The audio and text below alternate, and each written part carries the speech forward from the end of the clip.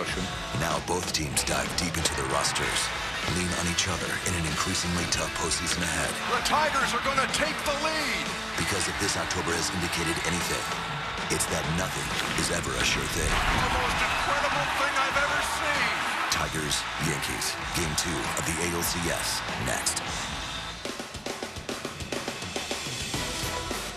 Well, it was just after 1 o'clock this morning that the Tigers took Game 1. A 12-inning pressure cooker here in the Bronx.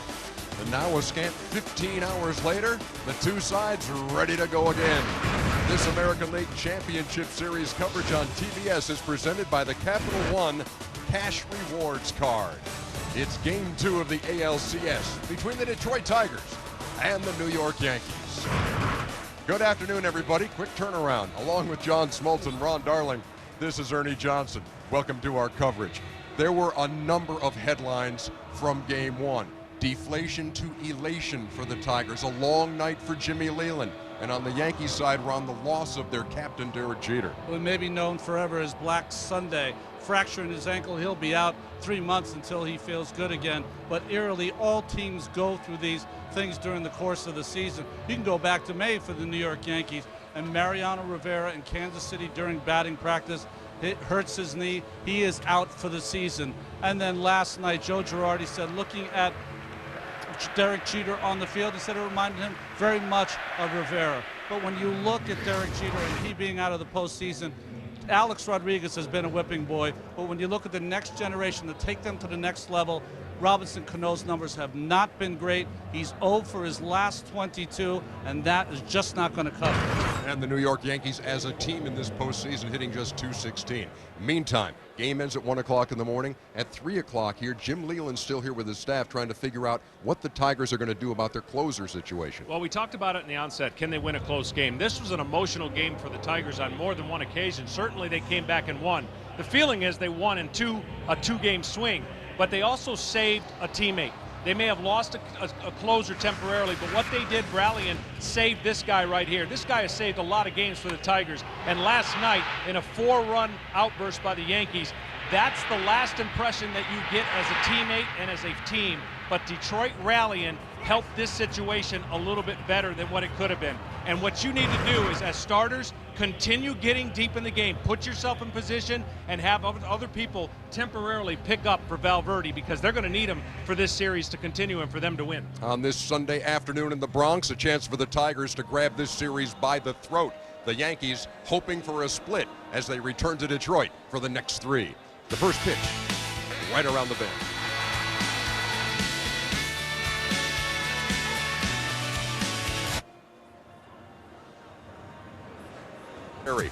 Miguel Cabrera hits third. Prince Fielder in the cleanup spot.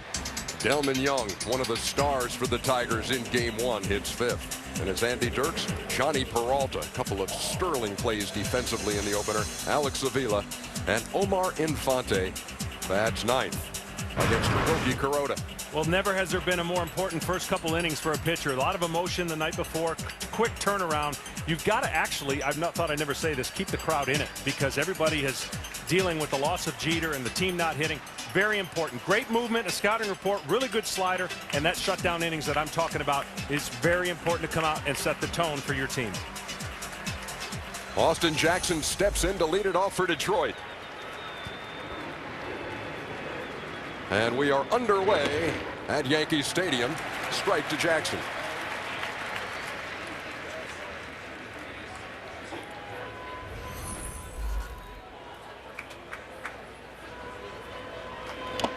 And quickly Kuroda jumps out. No balls and 2 strikes. He works fairly quickly, but he's got that hesitation.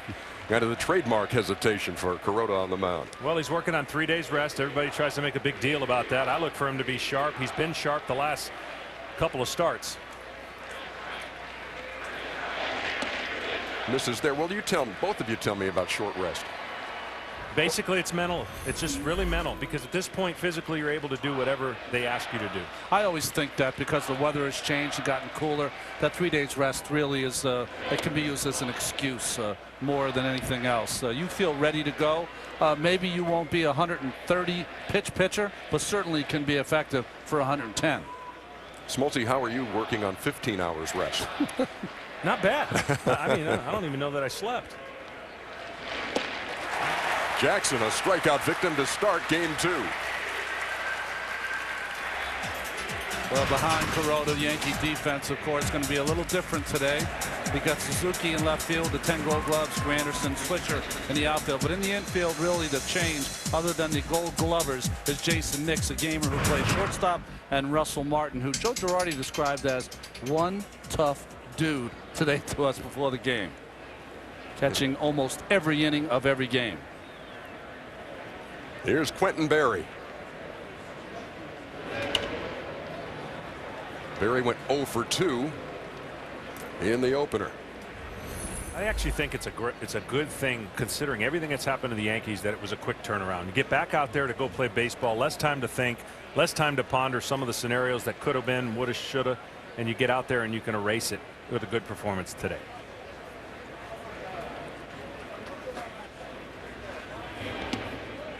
Kuroda bounced it up there, a ball and a strike. I tell you what, that for the Detroit Tigers to go from up 4-0 to have the bottom fall out in the 9th and then to rally in the 12th, what a huge lift. And I mean, you talk about winning a game on the road, winning that kind of game on the road, John. No doubt. And Drew Smyly doing what he did in his first postseason appearance. Jim Leland said, if you would have told me Drew Smyly is going to pitch a 12th inning and get the win at Yankee Stadium in a postseason game, never would have believed it. But he also said, once the Yankees tied the game, he said he was going to manage like he always manages. His team was going to play hard like they always play hard.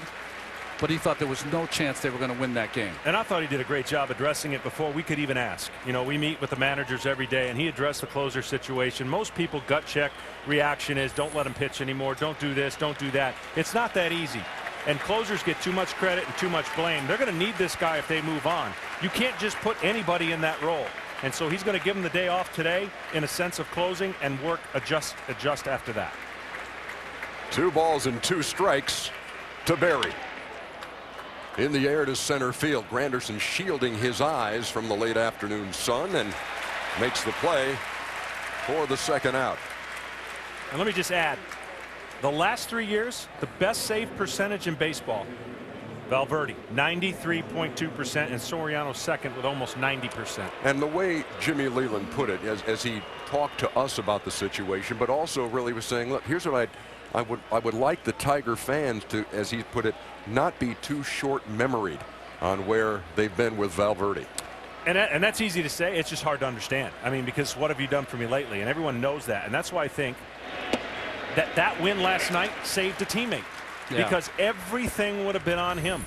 And that was a perfect scenario for Jim to get him in the game after blowing game 4 to get his feet back into it and see if he could adjust. They continue to pound Cabrera inside. Jim Leland said he doesn't know if they'll continue that at Tiger Stadium, but they're trying to keep him away from the short porch in right field by pounding him inside. Because Cabrera, the Triple Crown winner in the American League, hits to all fields. And he strikes out on 3 pitches to end the first.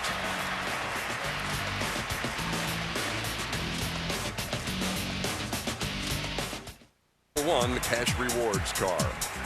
With Derek Jeter out, Ichiro moves into the leadoff spot, and it's Cano, Teixeira, Ibanez, who homered again last night. Russell Martin hits 5th. A-Rod at 3rd, Curtis Granderson in center. Nick Swisher hits 8th, and Jason Nix playing short with Jeter out. That's 9th. Anibal Sanchez on the mound for Detroit. He's pitched much better of late. Don't let the record fool you. Doesn't get a whole lot of run support, but he needs to keep the ball on the ground, tax the strike zone, and do the same thing that his counterpart did, put a 0 up in the first.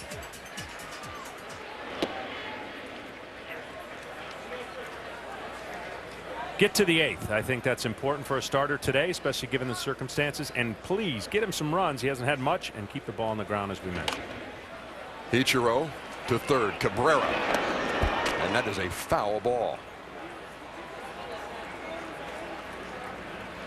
Home plate umpire has the call until it gets to the bag, right, Don? Ron? Yes, and what's Don interesting, well, it doesn't matter. we use any name here. You know, what funny here is that Cabrera. He's such a big-bodied guy that he kind of blocks the line there as he makes that play. Took that real sharp turn out of bounds when the spin caught the grass.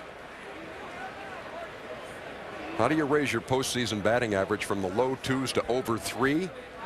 Ichiro did it in game 1, going 4 for 6, including a 2-run homer in the 9th as the Yankees rallied from 4-0 down. Just reaches out, pokes it to short. Peralta gets him by a step, 1 down. Behind Sanchez in the outfield. Little changes here. Gary's going to play left field. The big field here. Jackson and Dirks moves from left to right. In the infield, Cabrera, Infante, fielder. Peralta at shortstop was outstanding last night. And Alex Avila behind the plate. Gerald Laird had the responsibilities in last night's game. Tigers had a lot of stars in that game last night, from Delman Young with his big RBIs, the defensive plays by Peralta. And they won it in 12, 6-4. Now here's Robinson Cano. You talked about him in our pregame segment, hitting .071, 2 for 28 in this postseason. 0 for 6 last night with a strikeout. It's amazing. I mean, he's getting a pass so far from all the attention given to his teammate. He needs to step it up. 0 for his last 22. He did till the open. To second. Easy play for Infante. 2 up and 2 down. It's the first time that Cano's been in the 2-hole since 2010. And here is Mark Teixeira, who went 1 for 4 in the opener.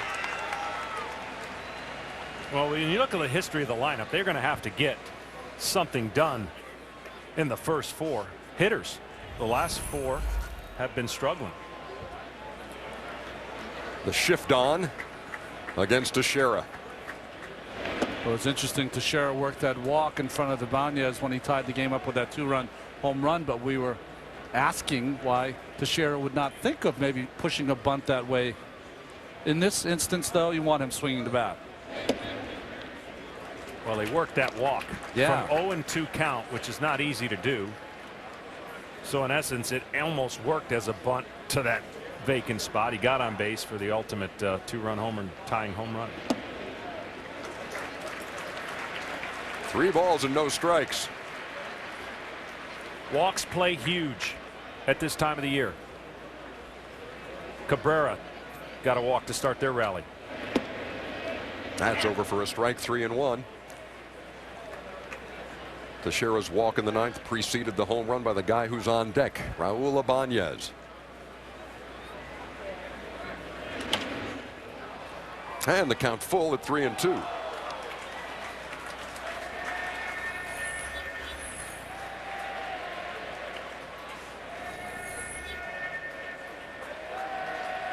Hard to imagine a guy being not only coming to the plate in all those pressurized situations, but delivering in all of them the way that Ibanez has in the past week.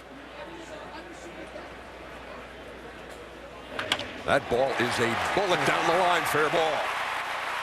It'll rattle around in the corner, and Teixeira is into second with a 2-out double.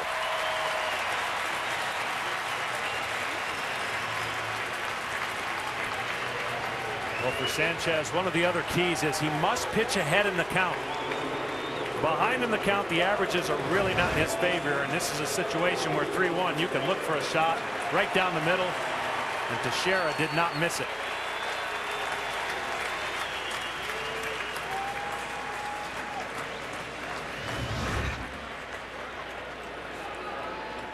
Now here's Ibanez. Leads the Yankees this postseason with 5 runs batted in. You know, in the first inning, man on second, 2 out, you would prefer to get the guy out, but not necessarily with this guy and the way the guys behind him have been playing. A walk's not the end of the deal. When he's ahead of the count, he pitches to a 190 batting average. Behind in the count, 311. I know it's the first inning. I wouldn't pitch to him here. I would be so extra careful.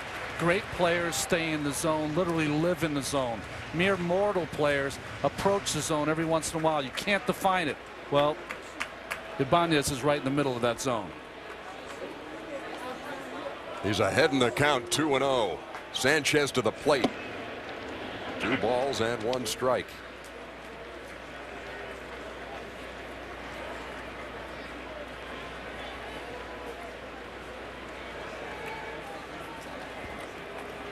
Sanchez, a guy who's had a no-hitter in his career and has flirted with another one. Ibanez tried to check his swing, and Gary Cedarstrom down at third said he did check it. Here was that moment in the ninth with the score 4-2, and off of Valverde.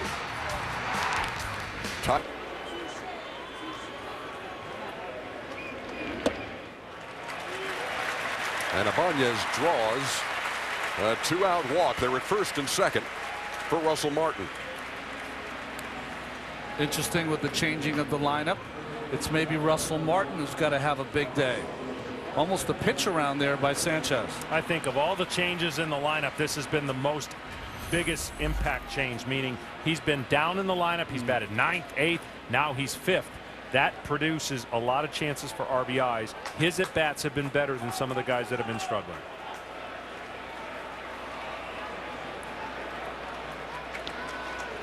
Runners lead from first and second. Pitch to Martin. 0-1. Boy, it's almost the same scenario you see over and over and over. Who's ever in an RBI situation for the Yankees, especially early in the game, they are swinging at just about everything. 3 for 23 with 2 outs and runners in scoring positions for the Yankees in this postseason. Here comes the 0-1. What a play by Sanchez behind the back. Great play. You should have seen it. We're going to the second.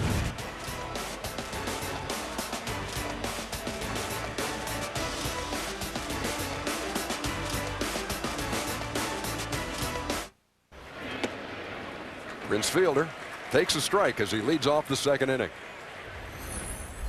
He was 2 out of 6 in the opener and knocked in a run.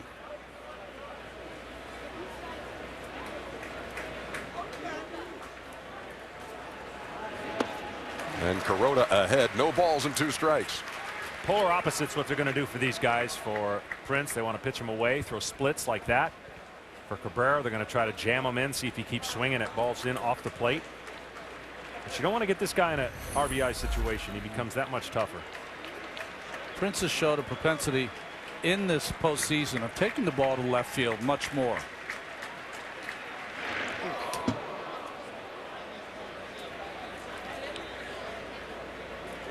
A ball and 2 strikes. Now, we have seen a couple of those already early on. That's that split finger that Kuroda throws where you kind of sticks in your fingers and doesn't come out. It's one way of changing the eye level of the hitter.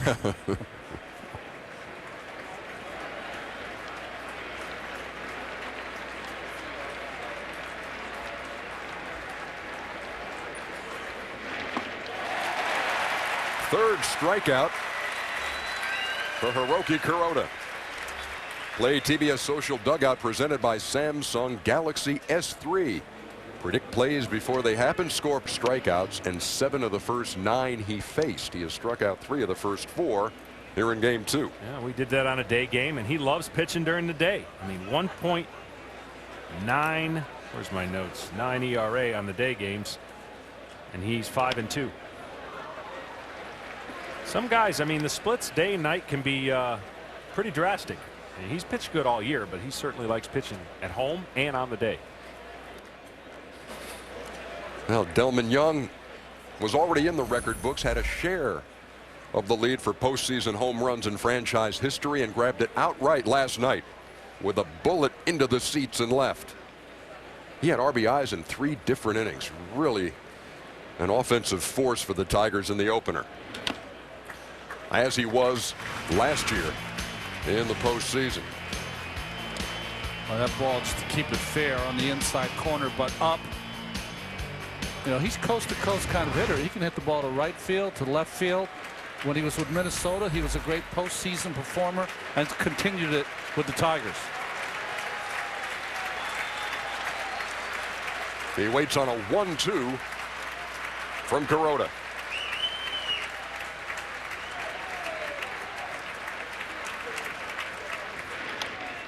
You know, why do I think Dylan Young is so good in the postseason? With all these scouting reports and hitting in the cage and everyone talking ad nauseum about a pitcher's strengths and weaknesses, he is an old-fashioned see it and hit it kind of guy. He makes it very, very simple.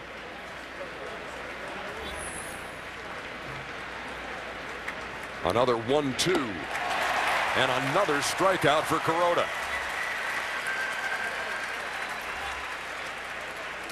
Okay, Kuroda has, I don't know if we call it traditional slider, looks like a little frisbee, just takes a late movement. You saw the tight spin right there, and the hitter sees that fastball normally coming into him, and then that little movement away from him, tough to hit. See him trying to adjust his eyes, going, woof. Thing broke late. Here's Andy Dirks.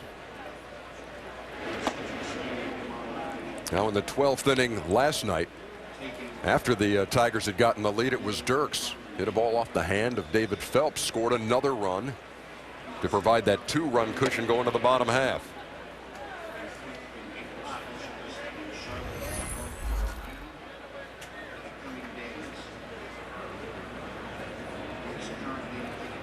Pfister, he was outstanding in last night's game. Left the bases loaded 3 times. That caught the corner. Though John shakes his head. 2 balls and a strike. Or are you just trying to work some kinks out over there? Just in my neck. Sorry about that. Sorry to confuse you. I got you. 3-1. Well, don't let Andy Dirks' stature fool you. He's got a lot of pop. Growing up in Michigan, that's what we used to call our drinks. Oh, instead of soda or tonic, Pop. it's pop? Yeah, pop.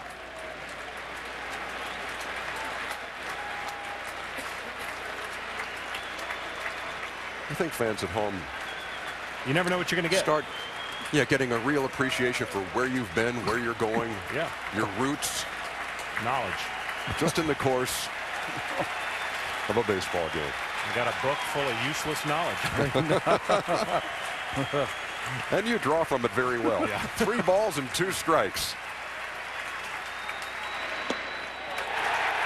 He struck out the side, and that's 5 out of 6.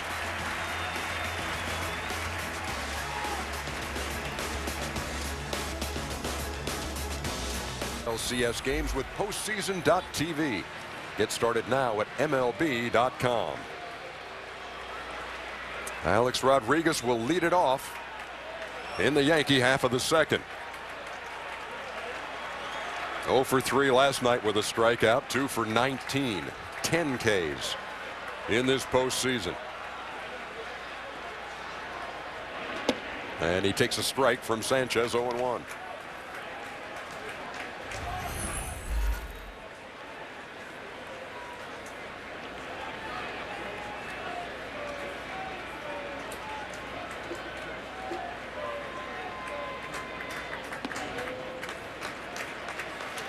Talked about setting the tone for the Yankees and Kuroda. He certainly has done that. 5 strikeouts in the first 2 innings. Sanchez not quite on his game early on, not commanding the strike zone like he normally does.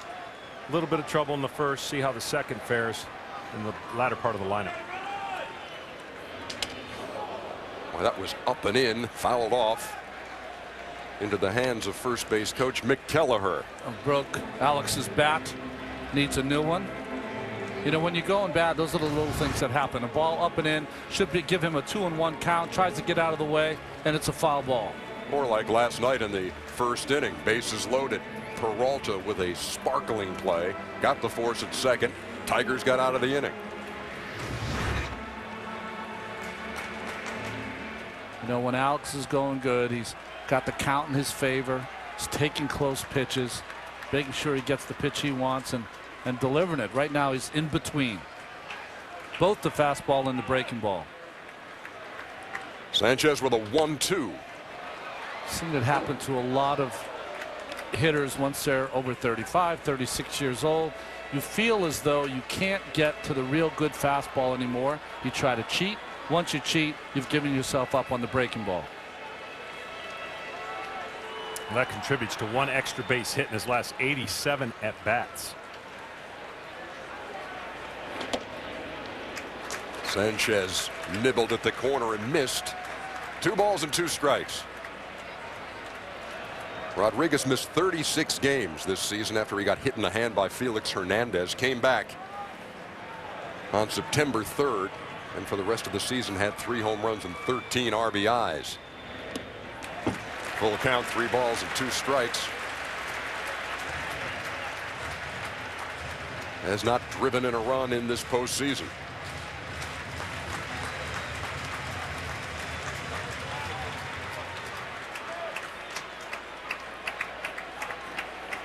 And you can tell by this crowd too, they're quick to encourage when a game starts, but quick to go the other way as well.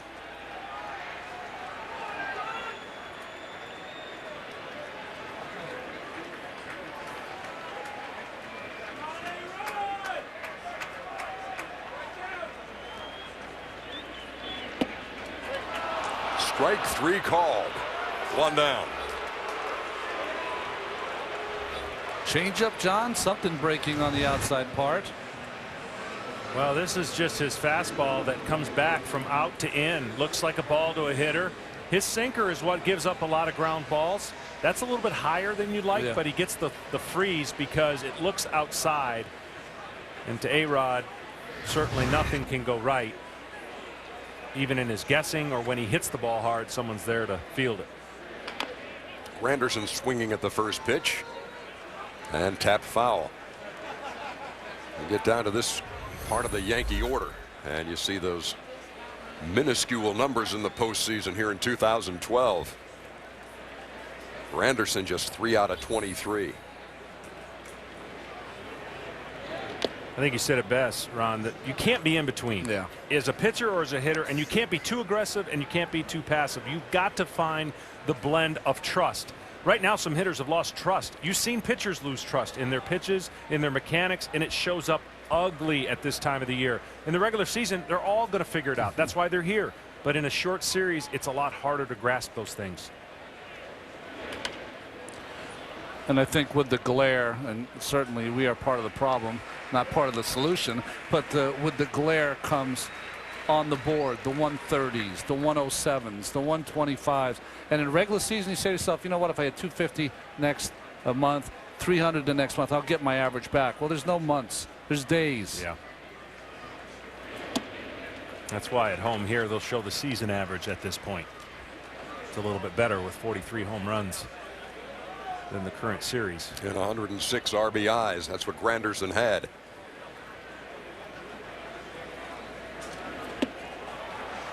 Back-to-back strikeouts here in the second for Sanchez.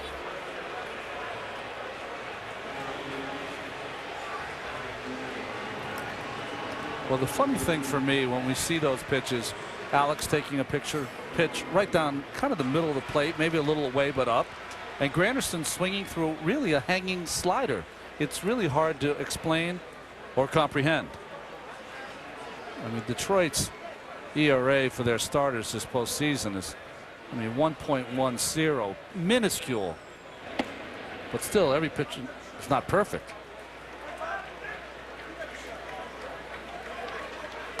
Guy waiting to pitch right there has got some stuff for you too, by the way. Some 97 cheese with a slider and a changeup. Max Scherzer, yep. Lined and off the glove. Infante cannot recover to make the play.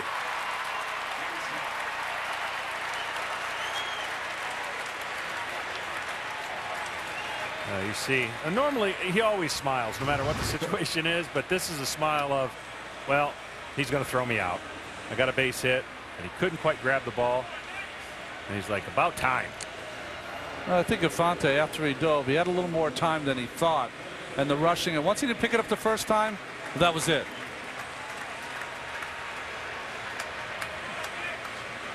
So you thought it was a line drive and then picked it up, and then picked it up a little more. So that wouldn't be beating out a hit. Lucky to get a hit. Here's Jason Nix playing shortstop today with Jeter out. 1 ball and no strikes. We saw him the other night, John, square up a few. Picked up a couple of hits. And was also robbed by Nate McLouth on a fly ball against the wall and left. Resulted in a double play.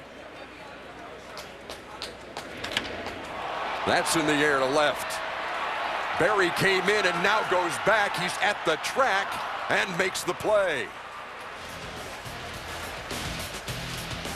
Nix gave it a ride, but Berry tracked it down. We go to the 3rd.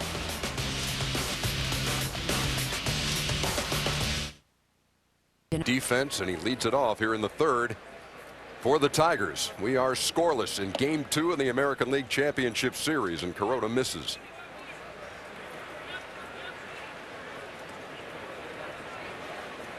The Yankee right-hander has been in complete control through 2 and misses again. 2 balls and no strikes. He's faced 6 hitters. Only 1 has put it in play. Quentin Berry flied out to center.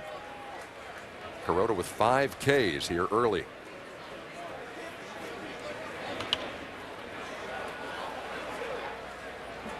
Well, Peralta's an interesting player. Last year had his career year offensively. This year the numbers down a little bit. The RBI, of course, 63 is great from the shortstop position. But Chip Leland talked about Peralta, said he's one of our guys in our lineup that could be a little less aggressive, take a few more extra walks. That would boost that average.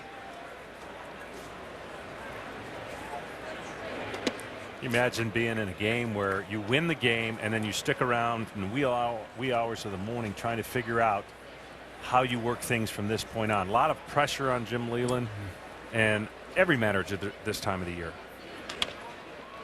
Bounce to 3rd. Rodriguez throws out Peralta, 1 down. Stay 1 step ahead. Get alerts whenever something big happens with your teams. Check out the Team Stream app from Bleacher Report on the App Store or Google Play. The start behind the plate last night. Avila came on late. Went 1 out of 2. A lot of buttons being pushed, a lot of pitchers being used in that opener that went 12.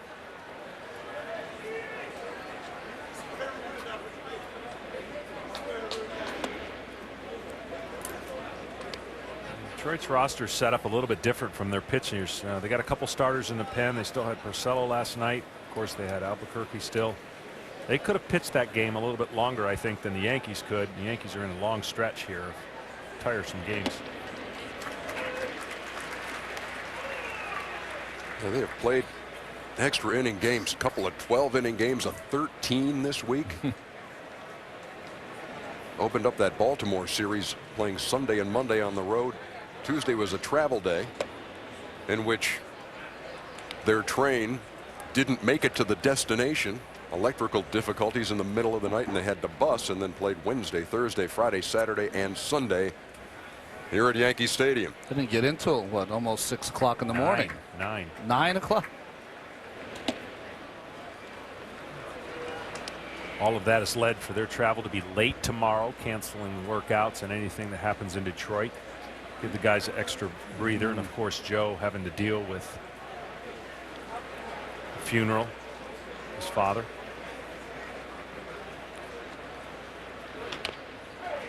Fouled off at the plate.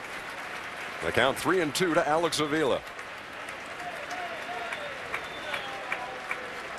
Like Peralta, Avila had a career year last year as Omar Infante waits on deck. Didn't so much this year. And that's probably one of the reasons why Detroit didn't run away with that Central like everyone thought they would.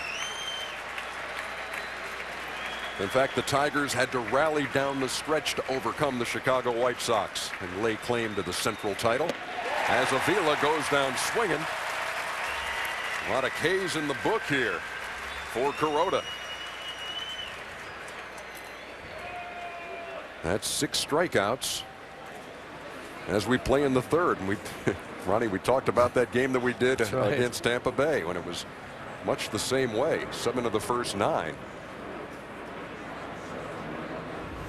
Here's Omar Infante,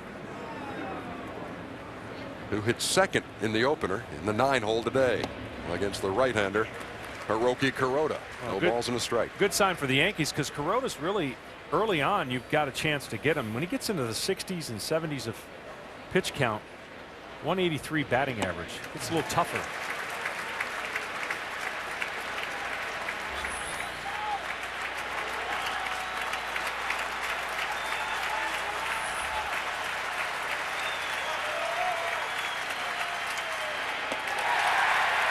Seven strikeouts in 3 innings.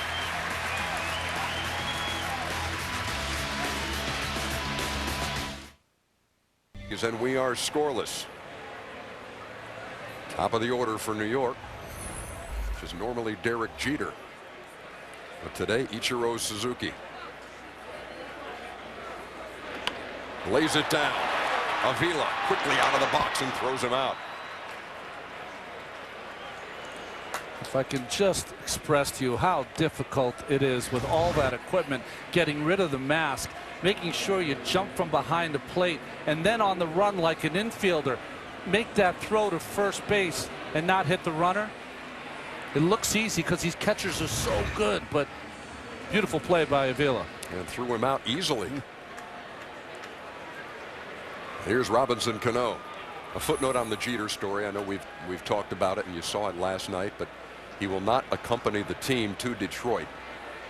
MRI today confirmed the diagnosis of a fractured left ankle, and he will see a specialist in Charlotte, North Carolina. Well, for Ichiro right there, he was trying to drag that ball a little bit further past the mound and he would have been safe. Ball died off the end of his bat. Yeah, the play right there is to get it past the pitcher. That's what you're trying to do, and what Ichiro was trying to do.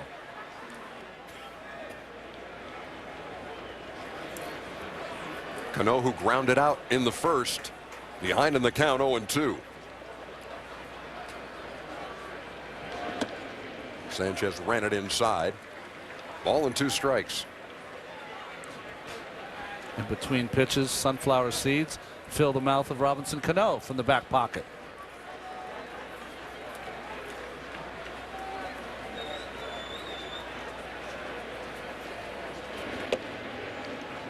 Count even, 2 balls and 2 strikes. Sanchez started the year with the Marlins. Started 19 times and went 5-7 with the Tigers. 4-6 in 12 starts. ERA 3.74. Back in 2006, he did pitch a no-hitter against Arizona. That ball's hit to short. Peralta throws him out. 2 up and 2 down. Well, the reason I said in the open needs some runs. 13 times they've scored 2 or less for him. 13 times 5 or less. That's 26 games, and that average usually doesn't equate to a lot of wins unless you've been outstanding. So he's had the rough side of some runs. Record shows it, but he's been pitching big games down the stretch for Detroit. Early on, it was a little rough. I can feel the pain in your voice as both of you guys when that run support comes up for conversation. Well, it's one of those things that, you know, when you look at a pitcher's record at the end of the year, it tells very little about the story. Teixeira to first. And Fielder to Sanchez for the 3rd out. We head to the 4th.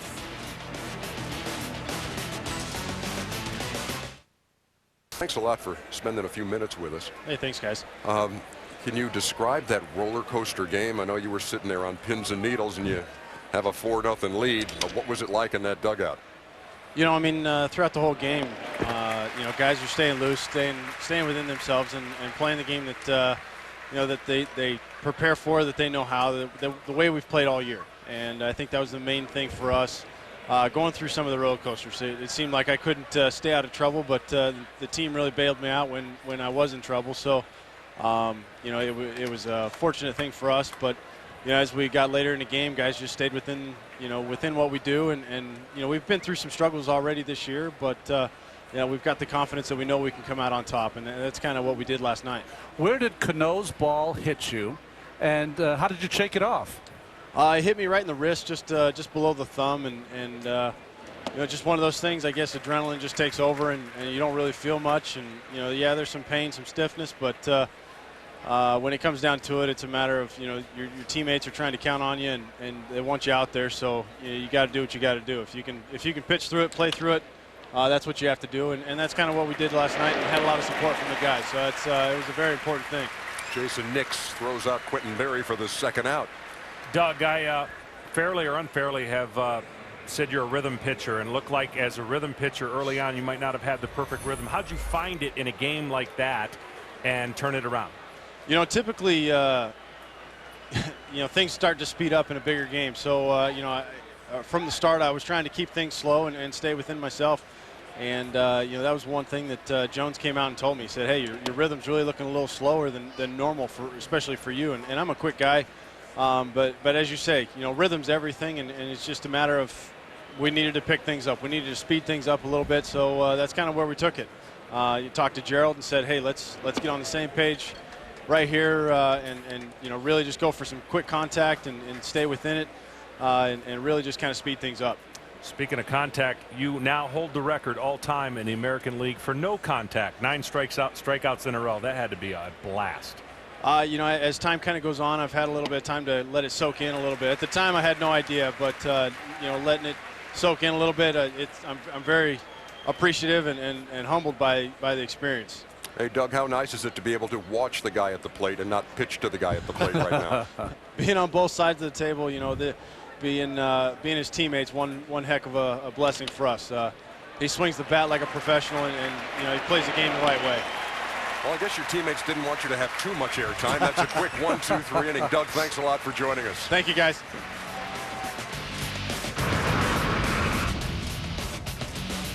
Bottom half of the 4th inning.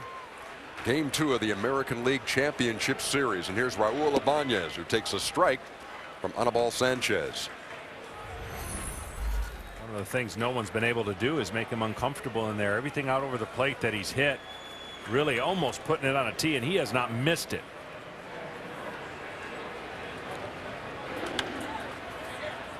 Little pop in foul territory, and Avila can't make the play. All right, John, go ahead. Go That's on. where the pitcher's got to take control. They shag for a living. That's almost an impossible play for the catcher. I agree with you. That's a play for the pitcher. And you're asking a catcher to get out of a squat, run over there, back against the ball, meaning the ball, it's just, pitcher's got to get it, got to take control. Rule it no play. The count is 0-2.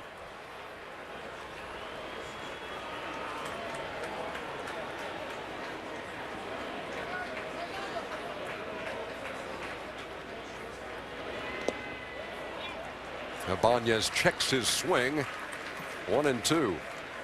Sanchez's curveball is more like a hard slider that goes down. It's not your traditional big looping one. It's got a tighter slider and, of course, a changeup and a swing back, as they call it, fastball or sinker.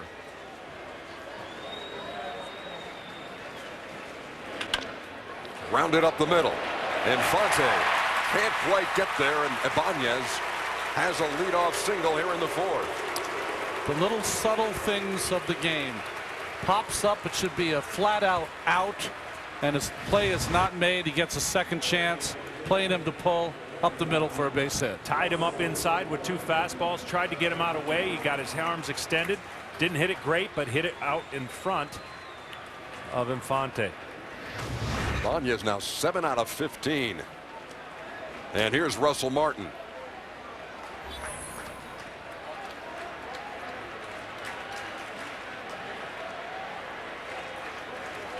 Seems like the early storyline is the Detroit pitchers have been in the stretch quite a bit in the first 2 games.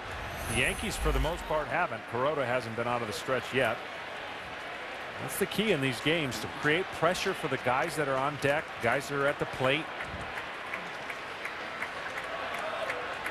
Yankees had base runners in the 1st. Another base runner in the 2nd. Couldn't move them around. Here in the 4th, a leadoff single by Ibanez.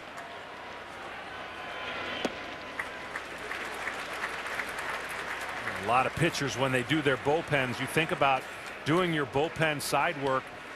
If you don't throw a good percentage of them out of the stretch, you're doing yourself a disservice, because a lot of big pitches you're going to make in games are going to be out of the stretch. Yeah, you want your rhythm in the windup, and that should be the easiest thing you do, but the stretch is where most of the work gets done. There goes Ibanez. The throw by Avila. He got him.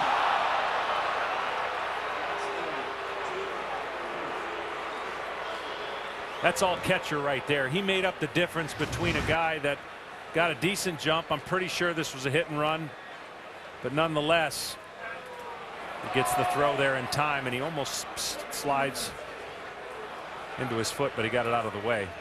Well, pretty high slide. Rick slapped on the quad there by Infante.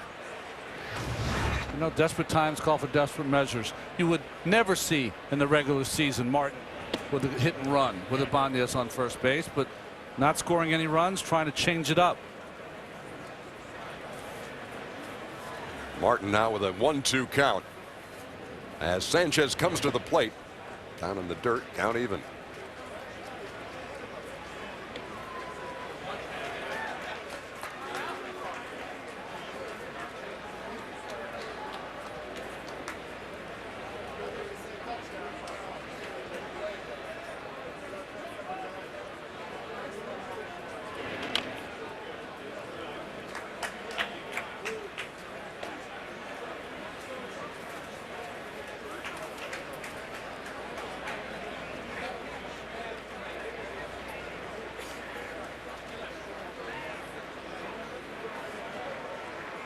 Martin hit back to Sanchez his first time. Sanchez made a behind the back stop. This one to Cabrera, who throws to Fielder for the second out. You know, one of the things that's overlooked in this Triple Crown year is that there have been a lot of players in the recent memory who have been asked to change positions and have said, you know what, I'm not changing positions.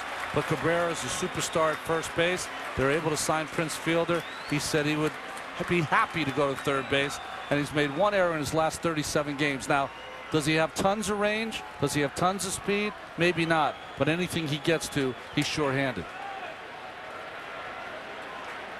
You remember back in spring training when he took that ball in the eye and was bloodied. Probably wasn't too happy with his decision then. Rodriguez swinging at the first pitch. Fouled out of play. The fields traditionally in spring training are not great. You're going to get some bad hops, and almost really fortunate that he had his sunglasses on. It caught his sunglass. The sunglasses went down into his cheek and cut him, but he might have lost an eye if he hadn't had it on. A-Rod waiting on an 0-1. And quickly Sanchez ahead, no balls and 2 strikes. Rodriguez called out on strikes in the second, which was his 11th strikeout in 20 postseason at bats. You know that drill where the golfers put the towel under their arm? It's almost like A-Rod's hitting with his arms tied together. There's no free flow. Had a notion, held up. 1-2. Over the course of time, working on your swing so much as this ball upstairs able to hold back, sometimes you can get where you become too mechanical. And at times you can see that in Alex's swing. Well, if you're guessing and you lose perception of the strike zone, that's a bad combination for hitting. Just like if you lose your release point for a pitcher. Foul tip into the mitt of Avila. And another strikeout for Rodriguez.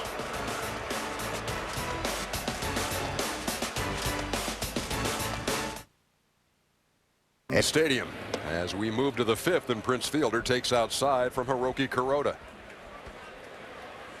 Kuroda has kept his fastball down. Great movement on it. Good slider. Good split. Keeping these hitters off balance. He's not really made a mistake over the zone yet. That thing is 2 miles high. A-Rod puts it away, 1 down. It is time to talk, brought to you by Charles Schwab. Moments ago we spoke with Yankees manager Joe Girardi. Joe, it's very strange to look out on that field and not see number 2. When did you know last night how bad it was for Derek Jeter?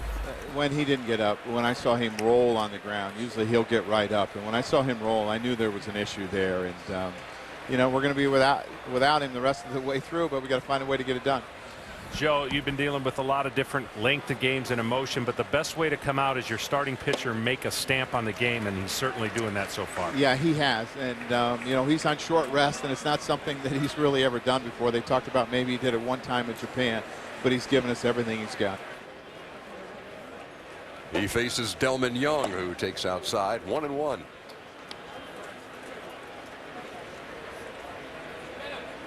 Kuroda struck out 7 of the first 9 he faced. He's working here in the 5th in a scoreless game.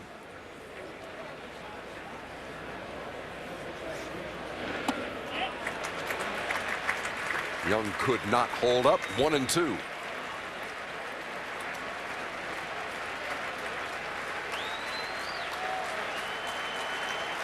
Young 3 for 6 with a homer and 3 RBIs in the opener. Struck out his first time today. You know, this game and this series has a lot of interesting storylines to it already, and it's only in the 2nd game. But the longer this game goes and it's tight, and the longer the Detroit stays in it, it's more pressure on New York because they know who they got to face in Game 3. They got to win this game. You almost believe it. Yep. I mean, that's the one thing coming in, and Kuroda's doing his part.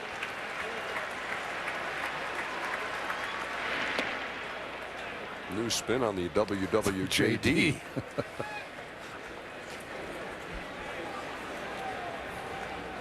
There is Justin Verlander, pitched a gem in the clincher against the Oakland A's. Here comes the 2-2, and Young goes down swinging for the 2nd time today. 8th strikeout for Kuroda. Well, when you're looking at this pitcher and you're trying to figure out why this is hard to hit, you just look no more than the movement you're seeing. Fastball movements, slider movements, split, nothing straight.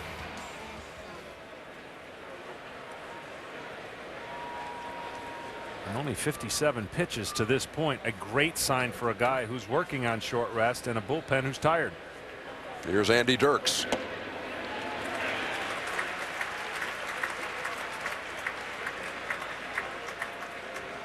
.38 strikes, 20 balls out of those 58 pitches by Kuroda. And that ball up the middle. Cano with the backhand, the throw to Teixeira, and he got him.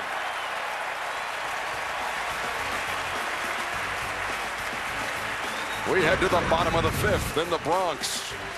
Cano, coolest guy in the room.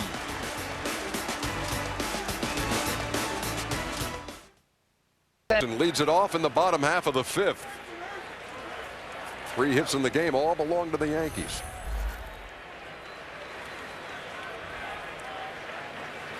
Granderson struck out his first time, and he's quickly behind 0-2.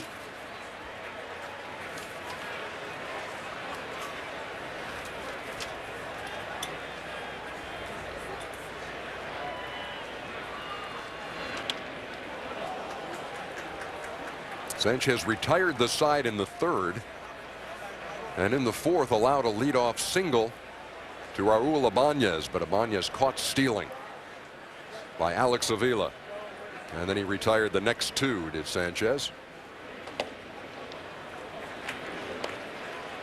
Good tight pitchers duel here on a Sunday in the Bronx. Game 2 of the American League Championship Series. Detroit took the opener in 12.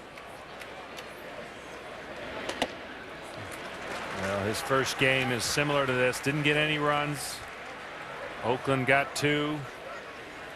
It's a game that he pitched really well, but didn't get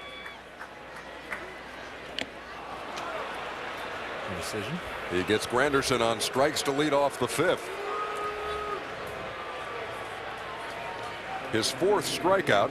He's gotten Rodriguez twice and Granderson twice. Over 200 strikeouts now for Granderson if you include the postseason. And this kind of just a little spinner up in the strike zone.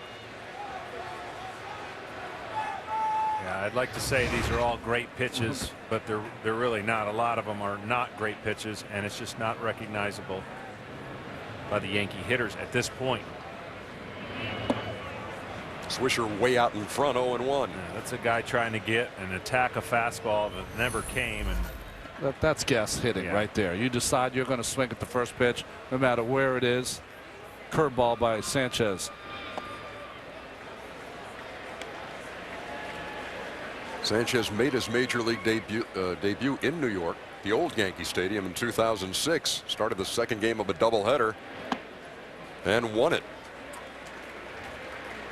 Lost a shutout in September for the Tigers. Has a no-hitter to his credit in the Marlins uniform. Also took a no-hitter into the 9th against the Rockies in that same season. He had the no-no, and Dexter Fowler broke it up. One of the rare righties where he gets lefties out easier than he does right-handers, and it says to the way he's pitching his fastball and the way that he throws his complement of pitches. But typically right-handers should have a better effect against right-handers than they would against left-handers. That's Jason Nix waiting on deck.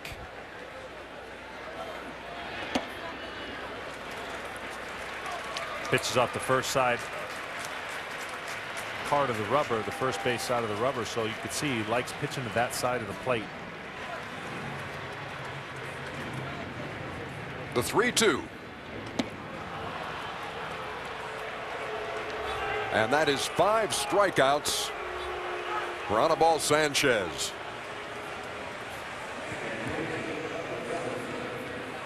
As good as Kuroda has been. And a huge hand here at Yankee Stadium. Well, the defense on that base hit was swung way over to pull. You can't even see Jason Nix in the picture. That ball up the middle, an easy hit, but really playing him to pull, to share away off the line in the hole is Nix, and an easy base hit to center. To the right-handers, trying to throw a lot of sinkers in. That one didn't get in. It was out over the plate and was able to stay up the middle. They want to keep the right-handers from trying to get that short porch going the other way, especially Cabrera. Conscious effort of throwing the ball into right-handers. First pitch out of the stretch. Exactly. It'll come to Alex Avila.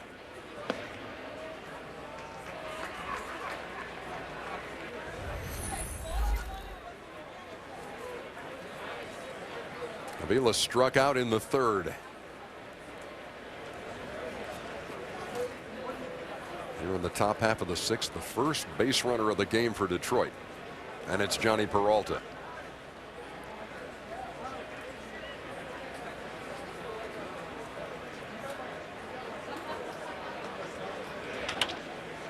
Off the glove of Kuroda. And Nix will still throw out Avila, but Peralta advances to second. Well, he had 15 double play balls going into this last 14 or so starts, and if he doesn't touch that ball, it's another double play. But the reaction of a pitcher is to always try to get it, with the exception of pop-ups, I guess. And the equivalent of the Gold Glove Award in Japan, Kuroda won it, so he's always been a very good fielding pitcher, but that one glancing off the outside of his glove. First time today the Tigers have a runner in scoring position, 1 out for Omar Infante.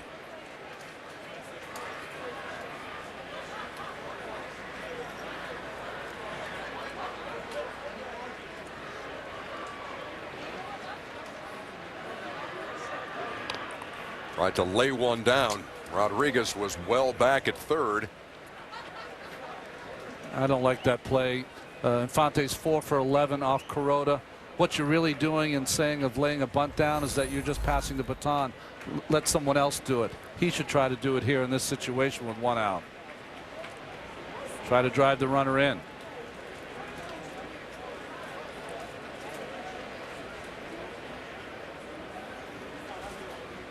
Kuroda with an 0-1. And that's tapped to Rodriguez at 3rd. 2 down as Peralta stays at 2nd. Who will become a legend this October? Cast your postseason vote at MLBFanCave.com. John, you been to the Fan Cave yet? Spent a lot of time in this neck of the woods. You been in there? Yeah. Well, no. No. Well, just tell the truth. No, I haven't. Figured they'd love to have you over there. Yeah, it's a neat place. This Boomer's been to the fan cave. Boomer. Yeah. They're still recovering. Here's Austin Jackson. The Tiger leadoff hitter struck out in the first, grounded out to short in the fourth. He's had 7 hits in the postseason, 3 doubles and a triple. Led the American League in triples and had one here last night.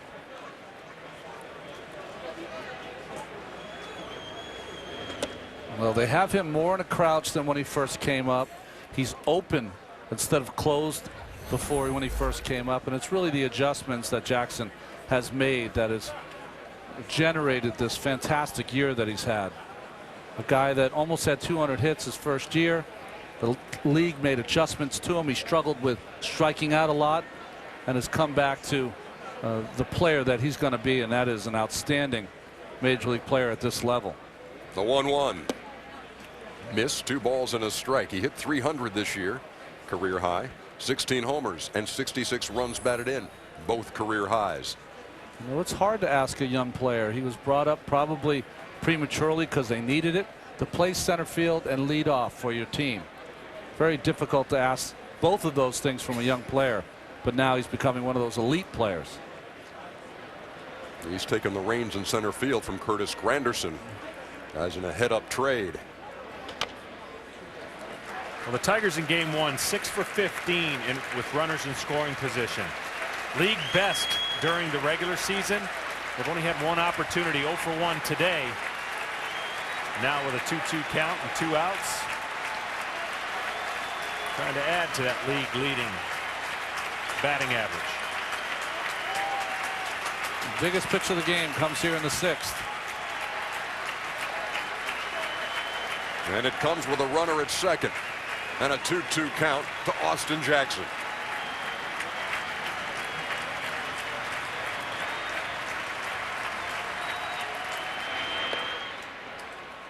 And we are due a payoff pitch to the Tigers center fielder.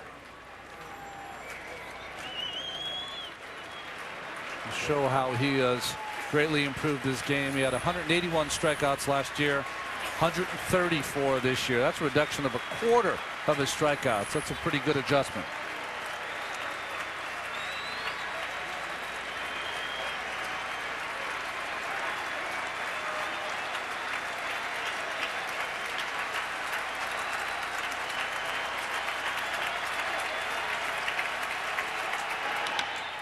Grounded to short. Nix charges and throws him out by a step. The Tigers get their first hit, but Kuroda still has him shut out.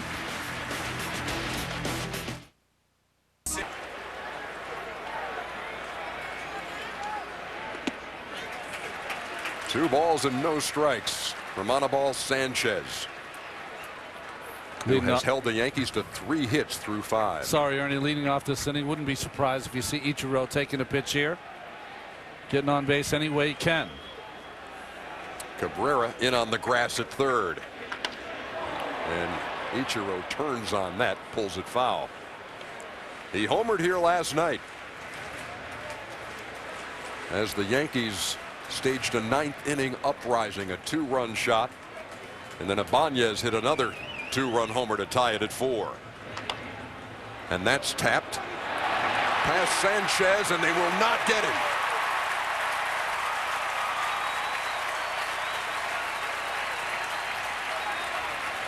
That's what Ichiro was trying to do in his last at-bat when he tried to bunt it. This time it's just a ball off the end of the bat, and he makes the pitcher try to feel it. Sanchez gets off the mound great, but it had a lot of spin on the ball, bounces off his leg and glove, and by the time Infante recovers, no chance with Ichiro.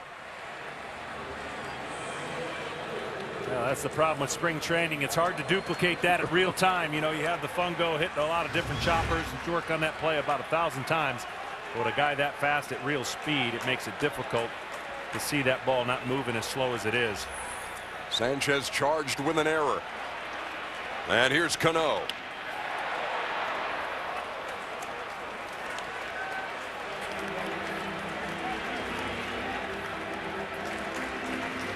Tigers only made 1 error in the division series against Oakland. That's their 2nd. here in game 2. First of this game, second of the series. Cano's 0 for 2. And that ball again pulled foul, 0 and 2. One of the things you lose with Cano in the second slot is that when you have a second place hitter, usually they take some pitches to allow your leadoff hitter maybe to steal some bases. Base runners are successful, 23 for 27, 85% off Sanchez this year, but all taken away by the over-aggressive Robinson Cano. Cano 2 for 30 in the series. 0 for his last 24 are in the postseason, combined between the Orioles series and the first couple of games of this series against Detroit.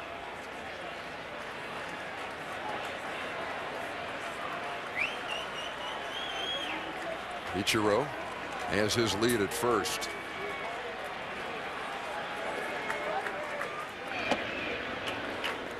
Well, one thing Ichiro does staying at first base, at least for this at bat, it gives Cano a bigger hole between first and second to shoot through. You see the first 2 pitches were in that he pulled. 1 and 2 count. I agree with you. At some point he will try to steal if he's still there and Cano cannot advance him.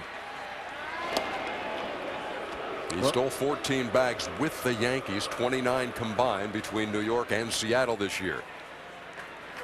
When the game was played in the 70s on artificial turf, they used to have the cutouts at each base, and if you could get 1 foot on the carpet, you had a big lead. This is a 1 foot on the carpet lead by Ichiro. A ball and 2 strikes to Cano. There goes Ichiro, and the pitch grounded back to the mound. A long underhanded toss by Sanchez got Cano, but Ichiro moves on to second. Now, if you're Sanchez, you'll take that in a heartbeat. The base is going to be stolen, but he's got to protect the count, and he gets a weak grounder right back to Sanchez, and a rare long toss underhanded. Never thought on a baseball field you could see a ball ladled over the first base. Now with the runner at second, we watch this replay again. Runner at second, he has got a huge lead and will love to try to get to third base as well. Here's Teixeira, who doubled in the first, grounded out in the third.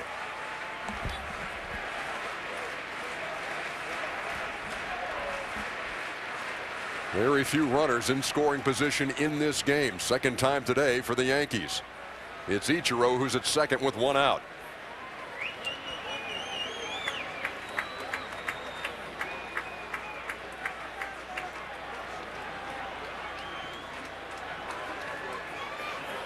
Daylight play there. You can see by the shortstop Peralta really just trying to keep Ichiro close. Fake by Sanchez. No harm, no foul, but you want to make sure you keep him close. As you watch this replay, Cano, by the way, now his cold streak 0 for 25 in this postseason. Never happened before in Major League Baseball. The other way, Peralta on the backhand throws him out. Ichiro advances to third. I'll tell you something, that wasn't an easy play for Peralta when you have Ichiro running right as the ball's hit where Peralta goes to backhand. The patience he had knowing the runner's not fast. Watch this right here, almost through the legs of Ichiro. He looks at him, thinks about it, and says, I'm going to take the sure out.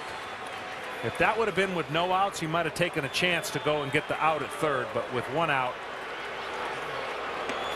and now they're going to take the bat out of Ibanez's hands. The guy who has provided such memorable moments in this postseason won't get a chance here in the 6th. 3 home runs, all in the 9th inning or later in this postseason. I think you're right, John. If it had been no outs, I think Peralta might have taken a chance. He's shown how good of a defensive player he is, but a lot of things went right on that play for Detroit and for the Yankees. Watch the ball. Like you said, he shields it Now, why did Ichiro go? Because he knew Peralta was holding him close, so anything to his right, he could still go. The other thing that Ichiro does, watch him, he bows as he goes to third, takes that angle away from Peralta to throw to third base, so he has to take the out at first. So Ichiro at third. Ibanez, after the intentional walk, is at first. And with 2 down, here's Russell Martin, trying to break the scoreless tie here in the bottom half of the 6th.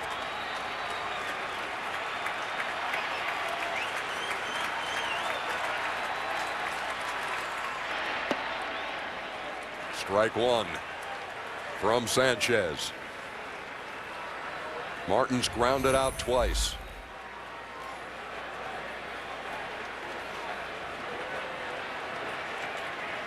Sanchez has struck out 5, walked 2, one of those intentionally. It's the guy at first, Ibanez. The 0-1. No balls and 2 strikes.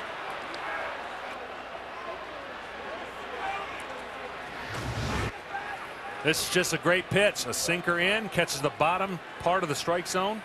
Catcher did not have to move. The umpire sees that as squared up right between the glove where he set up. Great pitch.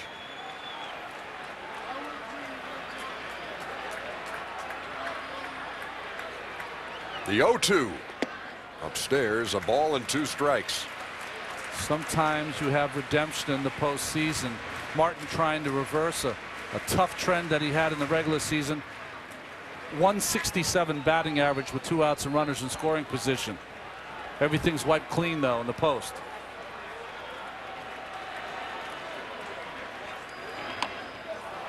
A little tapper. Peralta, bare hand. What a play. And Sanchez, whose error got things started for the Yankees, celebrates. This game is still scoreless. What a play by Peralta.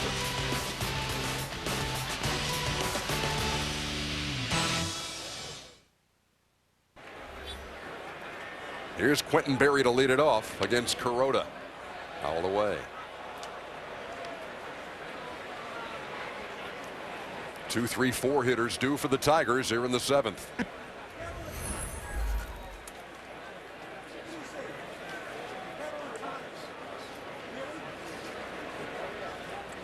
Kuroda, who was perfect through 5, working here in the 7th, and Berry steps out. So far the formula for New York's working. You don't want traffic on the bases for Cabrera. He hasn't had any yet. They want to keep it that way.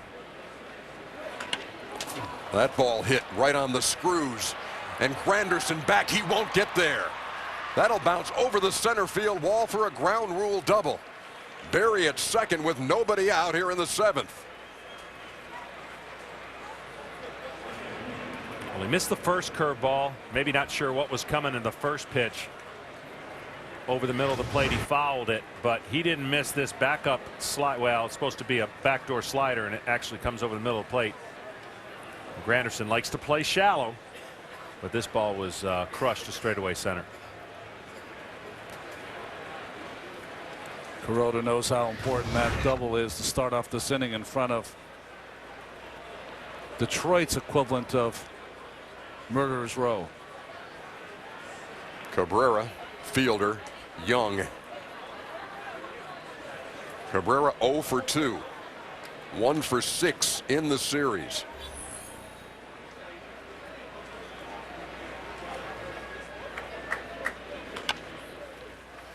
And he grounds it foul. 0-1.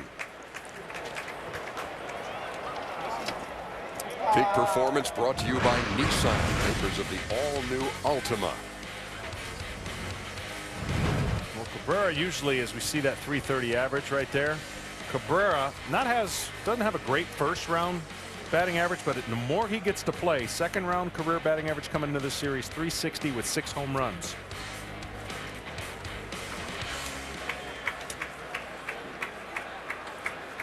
Berry with the lead at second. Triple Crown winner waits, and he falls behind. No balls and 2 strikes.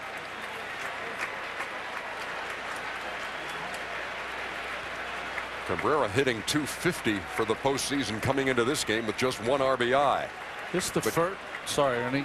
This is the first time that I've seen a great hitter pitch just one way in the first 2 games. Everything in, all fastballs in, and you have a feeling, or I have a feeling, that at some point you're going to miss on one of those pitches inside.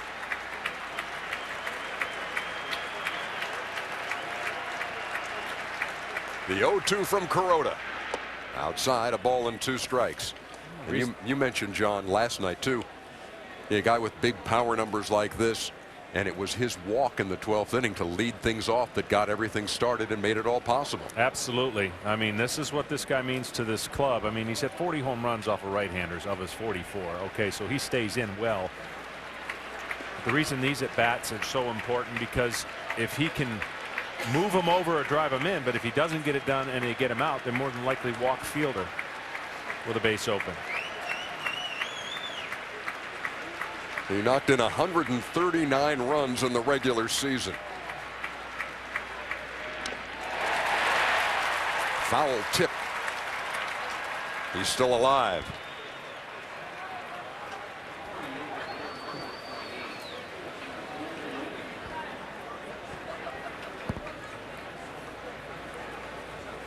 Cabrera, usually in RBI situations, has no problem hitting the ball to the right side, but the Yankees are not allowing it. They are just throwing every pitch on the inside corner and running it in on the hands of Cabrera.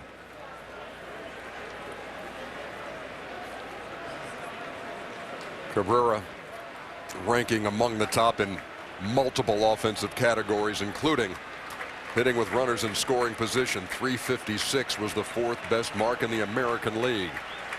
He's got Berry out there at second for him with nobody out here in the 7th. Well, the month of September, or September 1st on, when he was making the push for the Triple Crown, no one was much better than Cabrera. Batted .400 with runners in scoring position.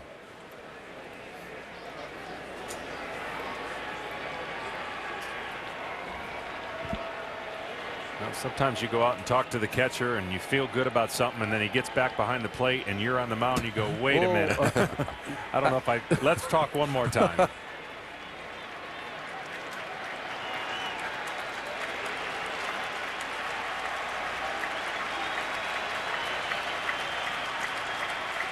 The 1-2 slapped into right field. Swisher charging. Berry will be held up at third. They're at the corners with nobody out. For those of you at home that may or may not know how to play ping pong, when you sit back and you just kind of use the paddle, that's what he does at the plate. Just sits back, flicks it.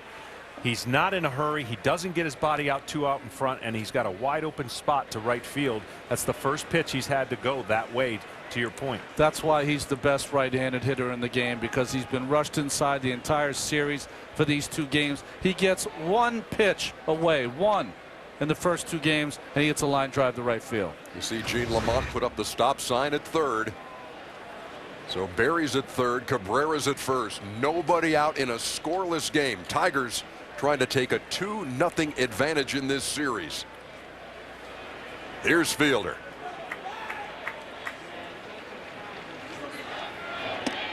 Nowhere near 1-0. Fielder struck out in the 2nd and popped to third in the 5th. We mentioned it last night against Andy Pettit. 22 of 29, 76%.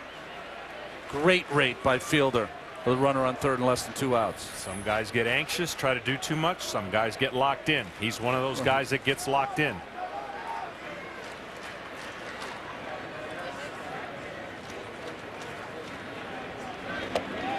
A ball and a strike.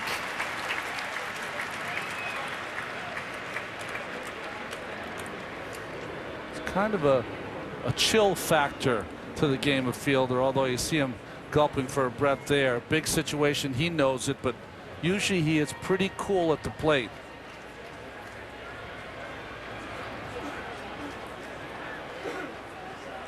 Berry with good speed at third. Fly ball of any depth will score him.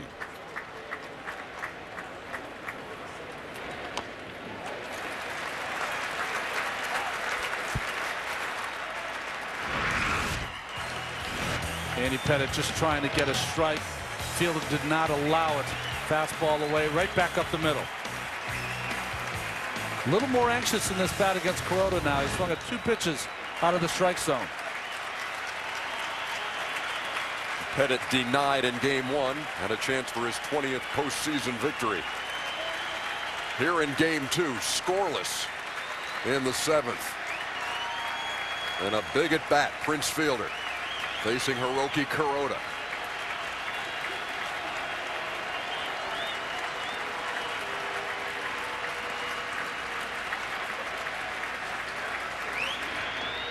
And that ball skips away, but Martin retrieves it.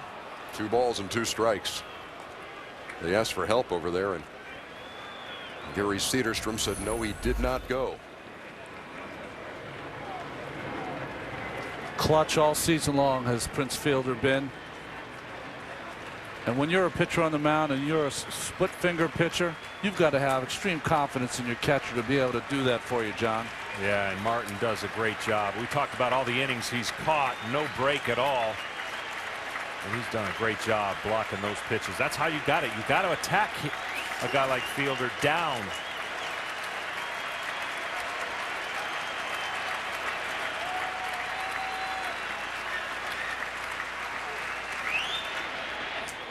Again, down low in the dirt. Martin with the block and the count full. 3 balls and 2 strikes. You know, the guy that throws that many split fingers and the movement he has on his pitches, he's had 13 wild pitches, most on the team. So classic. Get your chest in front of the ball, smother it.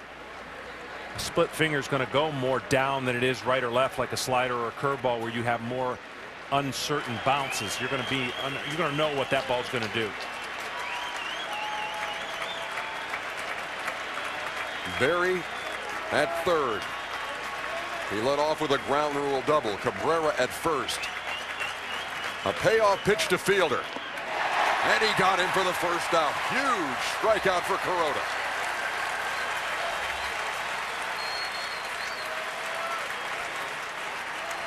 Well, the way he pitched Fielder is almost as if he didn't care if the bases were loaded. There's a high fastball, then everything's going to be down. Split finger.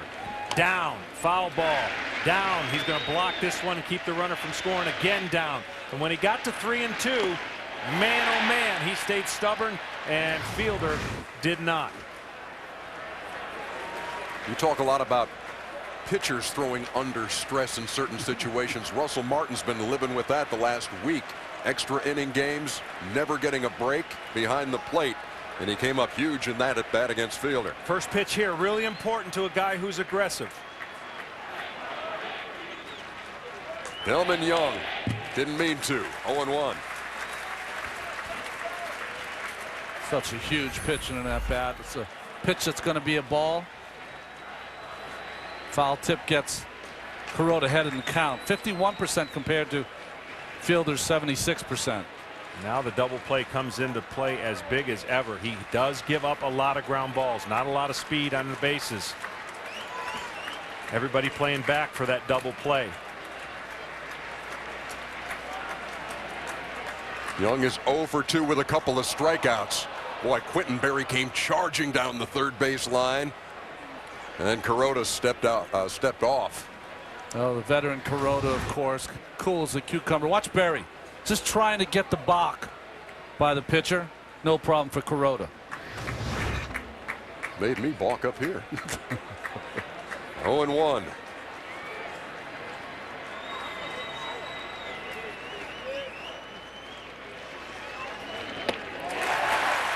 No balls and 2 strikes.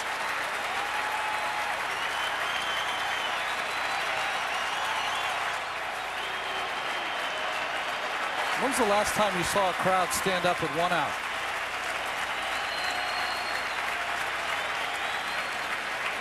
It's what happens when your team is down 1 game to nothing in a scoreless game in the 7th at home in game 2. Tigers lead from first and third. Young, who knocked in 3 runs in the opener, waiting on an 0-2. In the air, down the right field line. Will it stay in? Teixeira reaching and can't make the play. You know, I know Mark wanted to catch that ball, but it's probably a blessing in disguise because good speed at third.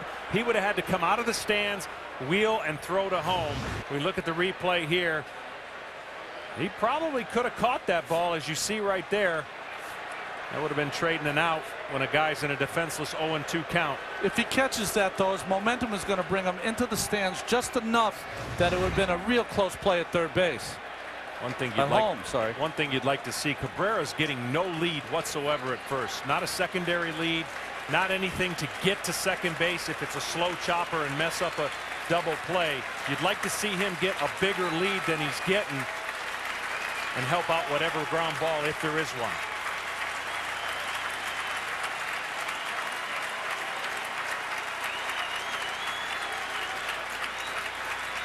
Again, the 0-2. Grounded to Nix. There's one. Now they will call him out. Said he dropped it on the exchange, but the Tigers are on the board. But that's what if he comes up with that cleanly, he's got a good chance to turn two, and Cabrera should have been able to get there and make it more of a harder throw for Cano. New shortstop going to the second baseman. Everything's good there. The transfer, trying to make it quick. It just didn't happen. Well, it's interesting. Usually we see Cano come across the bag with that sidearm flip. This time he used the bag as protection, and the ball just came out of his glove. He's played enough with Nix. No excuses for the exchange. Perfect throw by Jason. But it's the little things in this game that you can take for granted. And the short lead, not even a good secondary lead. And I know Cabrera doesn't run fast, but any help you can give them yourself by getting on top of this second baseman, Cano, makes it tougher because runs are obviously really important. You see the ball come out as he tries to make a fast transfer. Well, you can't do any better than Nix here. This is the play. Perfect throw. And no exchange by Cano. Bottom line, Tigers 1, Yankees nothing. Runner at first with 2 down.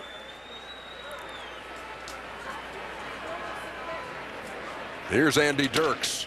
That's grounded to Nix, who makes the throw, but the scoreless tie broken in the 7th.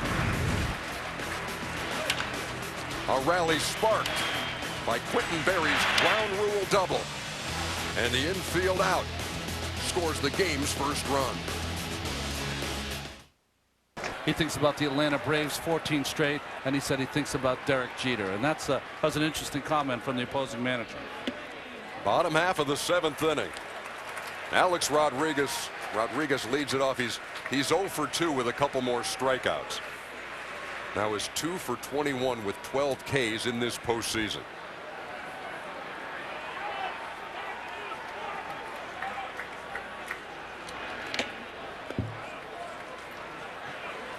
Ball and a strike, and Alex Avila shaking that one off. Or more of the older traditional mask with Avila, not that hockey mask. Sanchez has 5 strikeouts. They've all come in the 6, 7, 8 spots in the New York order. That ball's hit to left, and Berry is right there for the first out. Let's go to Atlanta. Check in with Matt Weiner. Matty. Hey, later tonight here in the ALCS Game 2. Curtis Granderson at the plate. 2 balls and no strikes with 1 out here in the bottom half of the 7th.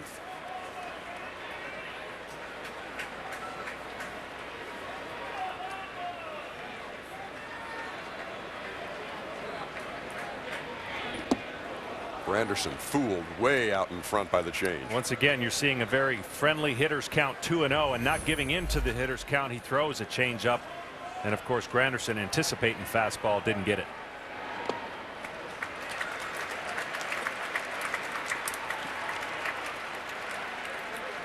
Last Yankee hit came in the bottom half of the 4th.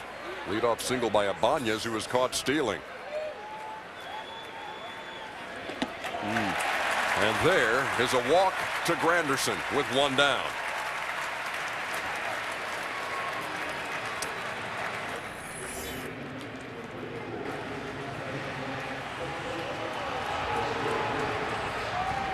Al Albuquerque. You know it's the postseason when you haven't given up any runs and there's two people warming up.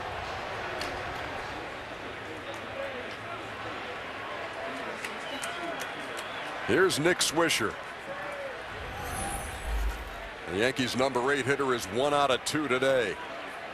One of 3 hits that Sanchez has allowed. And he takes a strike. Thing about this ballpark, one swing away. It's a scary place. You listen to Jim Leland talk before the game too. And you never rest easy with a lead. I think that's what's so perplexing for the Yankee fans. They spend all summer here standing up and watching guys run around the bases. Home run after home run. 245 in all during the regular season.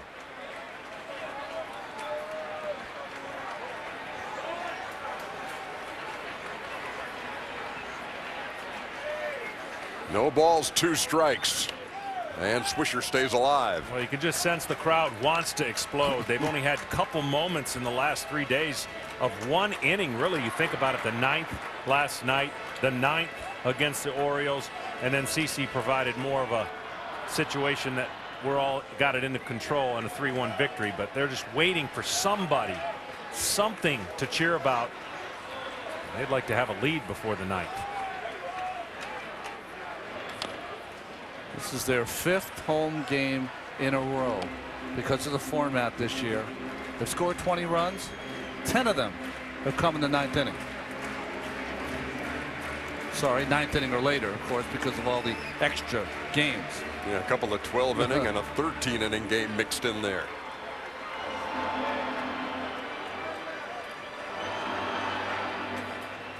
And the Yankees have lost 2 of those.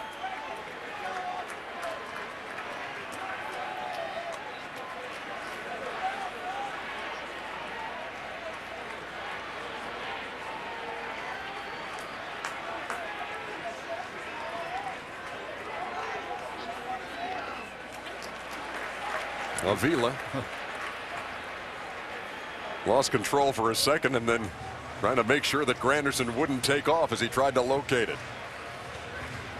As you look at this stadium, though, we've had those 5 in a row despite the short fences. It really is an unbelievable fun stadium to be in and look at, and the aesthetics of it. They really did a great job. Might not have painted the right numbers on the walls correctly, but certainly a lot of excitement take place in this field.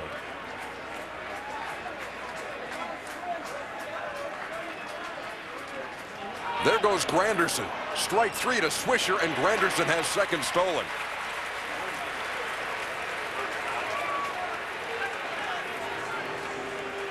So Swisher strikes out for the second out, but Granderson in scoring position. Yankees avoided the strike him out, throw him out. Well, he takes off on a changeup. Nothing really Avila can do. Obviously, you're trying to make sure you make a great pitch to get the hitter out, which he did, but that allowed Granderson to have a huge jump.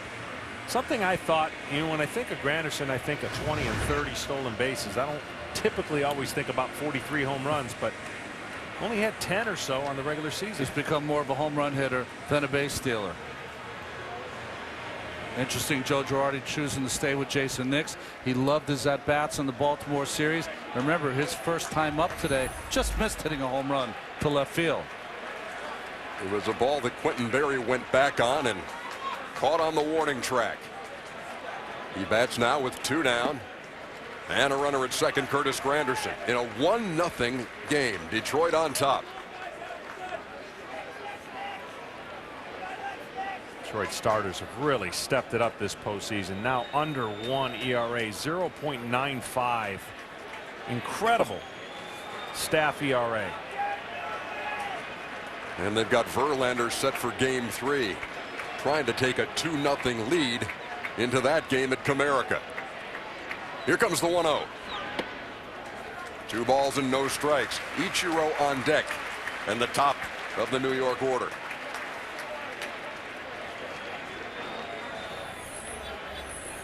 Let's see if the Sanchez stays with the game plan of the Tiger pitchers. 2-0 fastball count to Nix. Does he counter with one of his secondary pitches?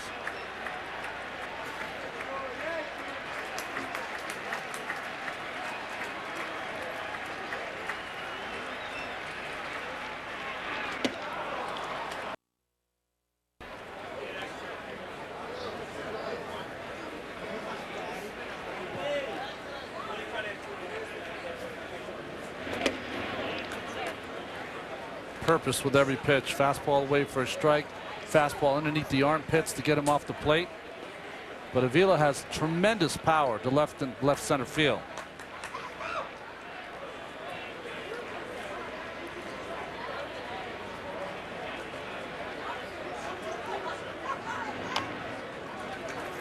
Tapped foul into the on-deck circle to Omar Infante. Well, there have been millions of innings pitched way before us and by pitchers who pitched on 3 days rest, and I would argue you're going to be sharper on 3 days rest. The theories today exist quite opposite. He has been sharp. He's used his whole body. He's repeated his mechanics. It has looked effortless, and he's made the Tigers work for that single run they've got, and they were a double play away from getting out of that. Strike 3 called. Back-to-back strikeouts here in the 8th. There's the first swing back, whatever you want to call it, front door fastball. The movement on that to a hitter looks like it might hit him, and then right down the middle of the plate.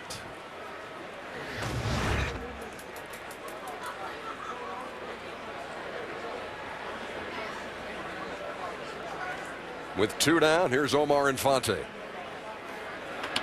And he lines that one right up the middle for a 2-out hit.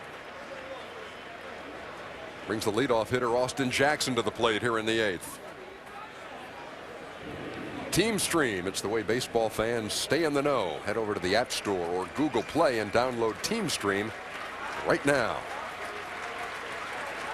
What an outing for Hiroki Kuroda. I think he's just getting a heartbeat of him right there and saying, "Are you good?" He gave him the nod, so. Tight. He's good. 11 strikeouts, a career high.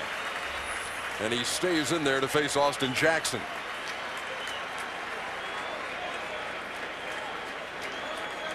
Right at the century mark in pitches here in game 2.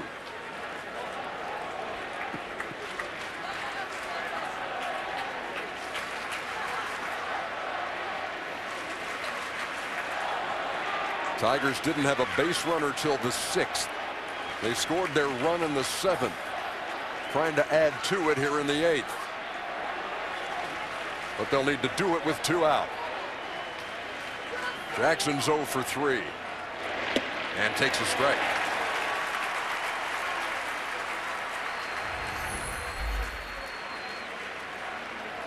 With most of the hitters in the Tigers lineup, either a strikeout or pounding that ball into the dirt.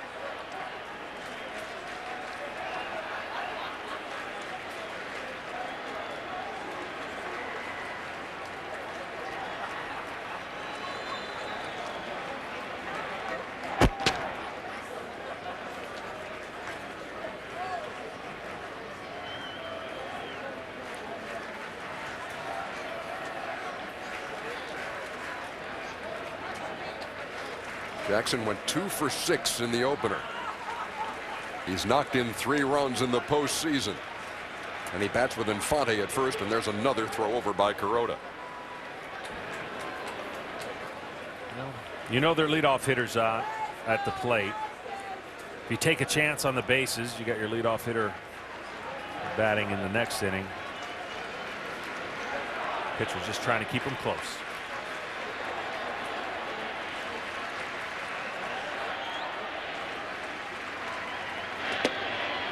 Jackson takes. Ball on a strike. It's the first 2 pitches we've seen in a row from Kuroda, though, up in the strike zone. High slider, high fastball.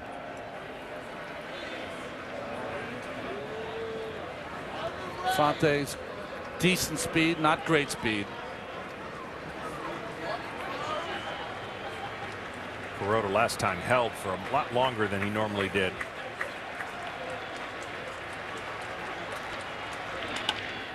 Into right field. Base hit. Infante rounds second. And now he's got to get back.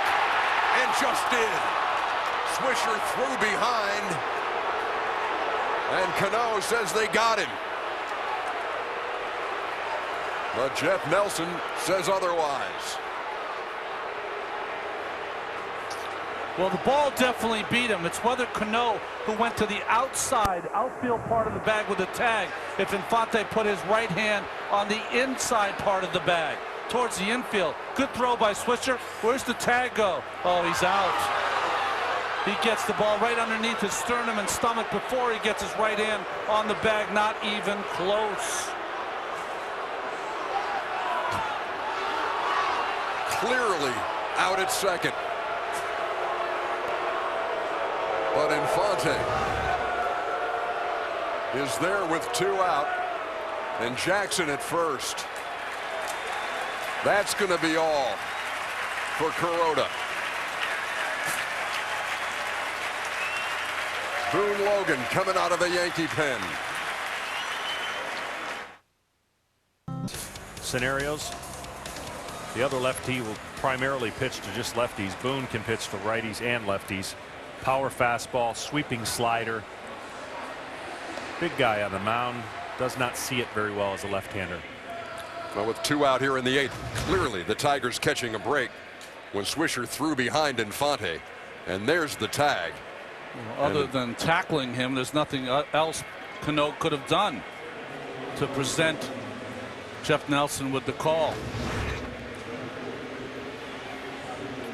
Interesting matchup here. Garcia is going to bat for Quentin Berry. Quentin Berry led off the inning in the 7th and scored the only run in this ball game. A young outfielder. Now another young outfielder here to try to push the score ahead. Had a base hit off Logan in yesterday's game on an 0-2 count. And it also came in the 8th inning. Avisail Garcia possesses a great outfield arm. He's a dead ringer for Miguel Cabrera, and he's batting in a big spot. Game 2 of the ALCS. Tigers trying to pad the lead. Logan to the plate, called strike 1. Here it was last night. Logan, that was on an 0-2 pitch. Trying to get it in, got it over the middle of the plate. Trying to get it in right there and got it over the middle plate. Got the call. Catcher sets in and has to reach over the strike zone. Sometimes you don't get that call. Little flare to right field. That's going to fall. Infante around third. He will score. And the kid delivers again.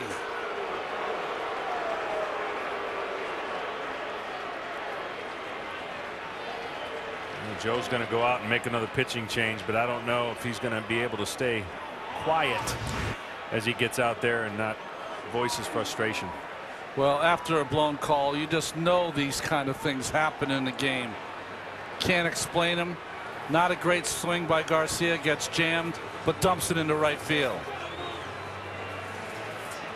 He was the Tiger franchise minor league player of the year. He's only 21 years old. Avisail Garcia, an RBI here in the 8th. It's 2-0.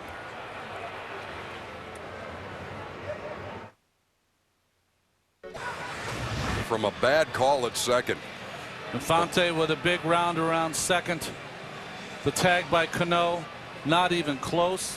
Nelson misses the call, and the buildup of the time that Joe was on the bench until he had to come take Logan out of the game. Boone Logan, just too much for him to bear, and thrown out of the ball game. Yeah, you could almost see it coming as he walked out to the mound. He was going to make the pitching change, and then that lull period while there's a commercial for most people, he started having a conversation. Once you start to have a conversation, you knew what was going to happen, and the umpire had enough of the conversation and threw him out of the game. And you saw Boone Logan in the Yankee dugout throw the ball down in frustration. Could not get the out as Garcia singled to make it a 2-0 game. And here's Jabba Chamberlain now. And the last time we saw Jabba, he was getting hit in the elbow by the broken bat. Well, pretty good numbers in the regular season. You can see so far in the postseason, but facing a hitter that's been very difficult for him. 5 for 11 is Cabrera with a long ball.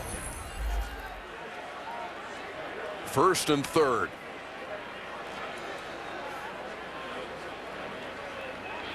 Cabrera goes to right. Swisher near the line, leaping, and cannot make that play. Ball is in foul territory, 0-1. Well, tough play for Swish there. You got to go a long way because he's playing Cabrera to right center, and by the time you get over there, there's not a lot of foul territory, and then there's cement on top that he'll hit his right elbow on and wrist as he tries to catch that fly ball. Fans get out of the way, gave him an opportunity, but couldn't come up with it.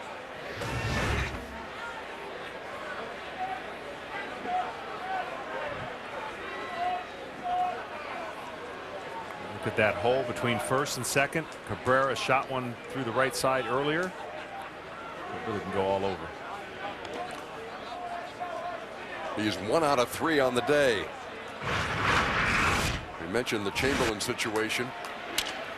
The broken bat sawed off Matt Wieters and caught him flush on the elbow.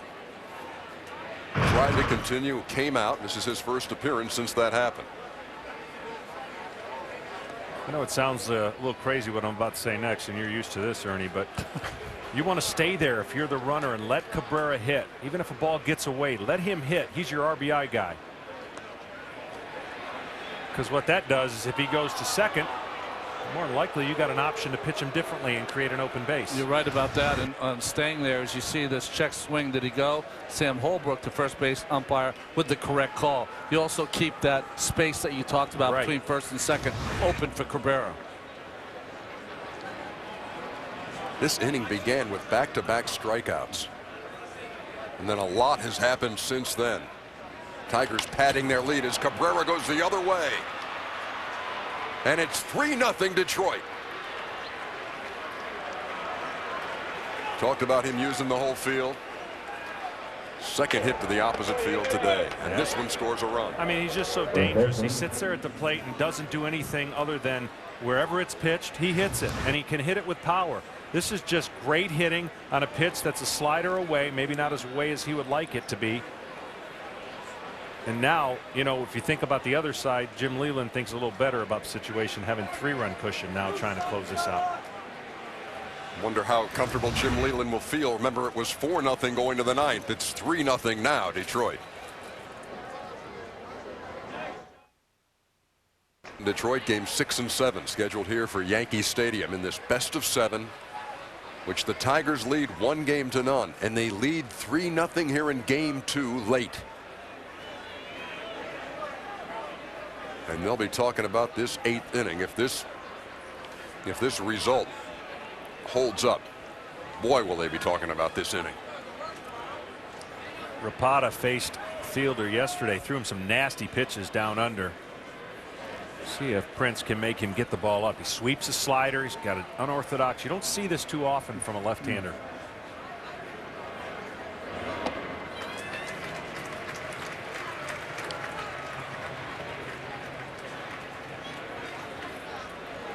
.70 games, but only 38 1/3 innings.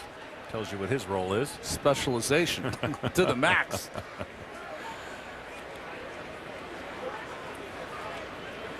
Oh, 1 to Fielder, sails outside, count even. Peralta struck out. Avila was called out on strikes. Then Infante singled. Jackson singled. Infante, they threw behind him. Swisher to Cano. Clearly had him, but the call did not go the Yankees' way. They called him safe, and the Tigers have taken advantage. Avisail Garcia pinch hit, knocked in a run, and then the baseball king in RBIs, Miguel Cabrera, delivered an RBI single. 3-0 Detroit in search of a 2-0 lead in this series.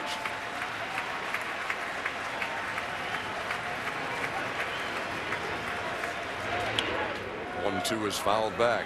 That's the first one he got up. Everything's been down towards the ankle, and again, you're looking at an arm angle that's coming at you and sweeping. Prince has been trying to go out there and follow the ball, but he just can't catch up because it's been down. That one he had a chance.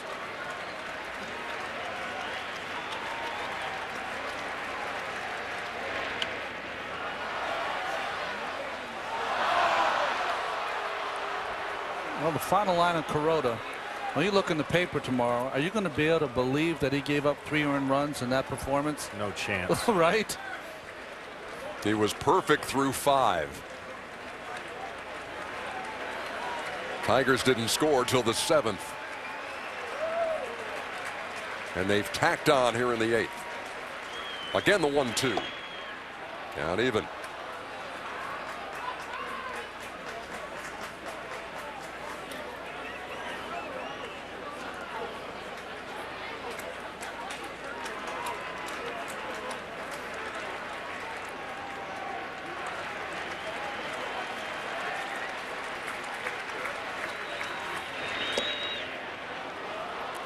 Well, unfortunately, there'll be a lot of people here bringing up the old discussion of whether or not baseball needs instant replay.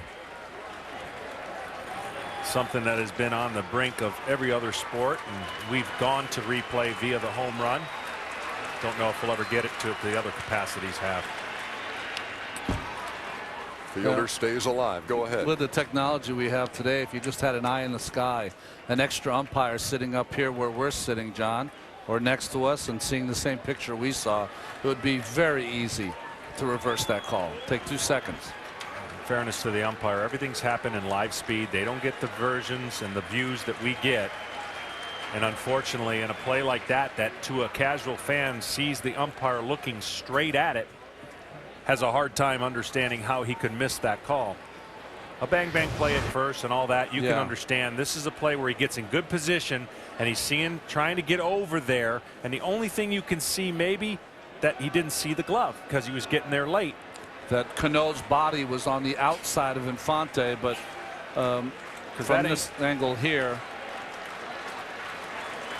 because we're seeing it from low camera, probably first base angle, he still hasn't gotten there to see maybe that glove. Fielder works him for a walk, and they're loaded. They're going to use 4 pitches to try to get an out here in the 8th. One side armor to the next. Epley. Epley added to the roster for the American League Championship Series. Was not on the ALDS roster. And he'll make his way to the mound here in the 8th.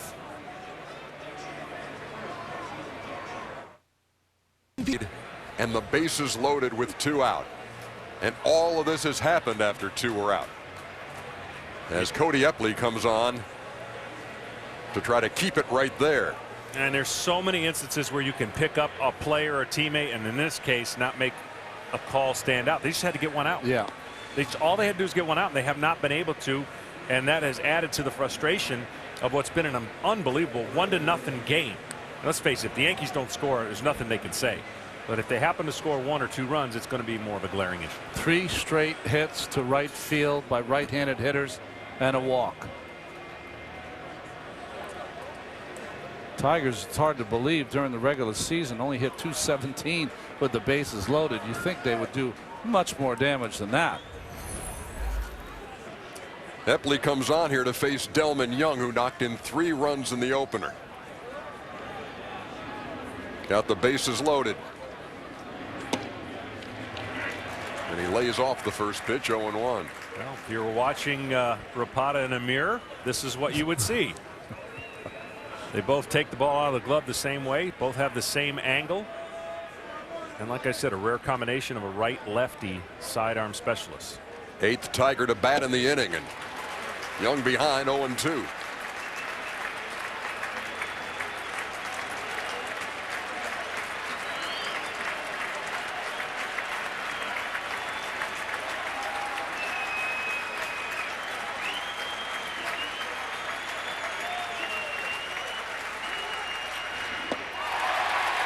Epley comes on, strikes out Delman Young. But what an inning here in the 8th. Austin Jackson with the hit. Blown call at second. The 21-year-old with an RBI. Ejection for Girardi.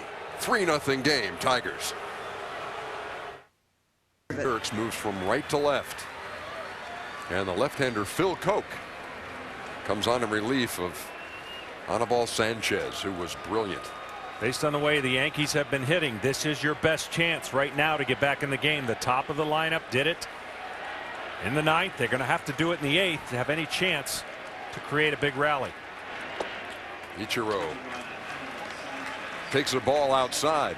And this is where the huge spot of coming out of the pen, you have one focus. You don't even think about the second and third hitter. You're trying to get this first guy out, keep the roar at a minimum. Don't allow any chance of a rally. Throw strikes, get him out.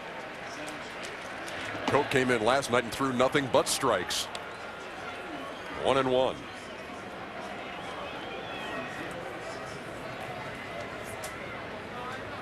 Koch went through Cano, Teixeira, and Raul Ibanez in last night's game.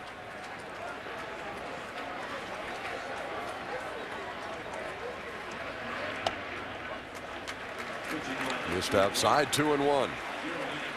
Yeah, I think with Ichiro, lefty on lefty, I mean, you're certainly, it's hard to strike this guy out, but it's even harder to get quick results. You got to attack this guy in the zone and let him drag it or slap it or do what he has to do, hopefully at one of your infielders. Ichiro waiting. Lazy fly ball to center field. Austin Jackson calls and squeezes for the first out here in the 8th. And now Robbie Cano steps in, and 0 for 3 today. 2 for 31 in the postseason, and hitless in his last 25 at bats in this postseason. Longest hitless streak in Major League Baseball history for one postseason. Can't believe you're saying that about Robinson Cano either. Guy who was on a tear coming into the postseason. It's just I mean, it's unfathomable. I mean, if this were a stretch during the regular season, he'd still be hitting about 370 if you think how hot he was in that stretch. And then, of course, this last pitch, he's not real happy with. And that's some of the things. And you know, you think he's got a real good idea of the strike zone. Of course. And something like that can expand a strike zone that doesn't need to expand as a hitter.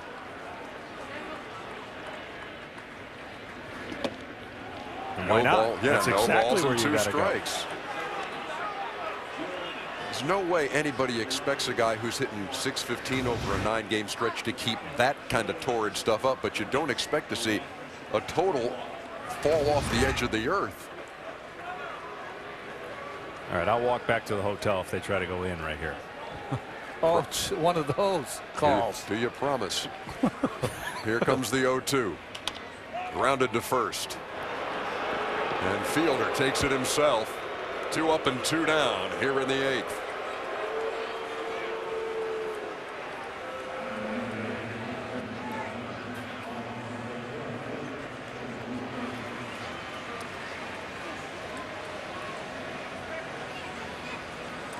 I tell you, when we talk about their resolve and their ability to come back, and the Yankees certainly have done that. I know it's not easy, but their patience as well of not getting so upset over situations where your manager gets thrown out. It could have been easy. Your second baseman gets thrown out, and you start feeling like things are going against you because your frustration's boiling. Koch delivers a strike to Teixeira with 2 down here in the 8th. I know that's what the general fan wants to see sometimes, when you get out, break the bat over your knee, throw your helmet, show some emotion.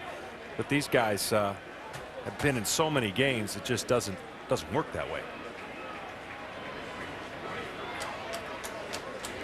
Jim Leyland said before the game that he was going to take his closer, Jose Valverde, keep him as his closer, but not close with him today, because it looked like he was waiting for bad things to happen. Well, when you look at the offense of the New York Yankees, it looked like they're waiting for someone to get it going, and it is not happening. Teixeira had a double in the first. In fact, the Yankees had runners at first and second in the first, but nothing came of it. They had runners at first and third in the 6th and did not score.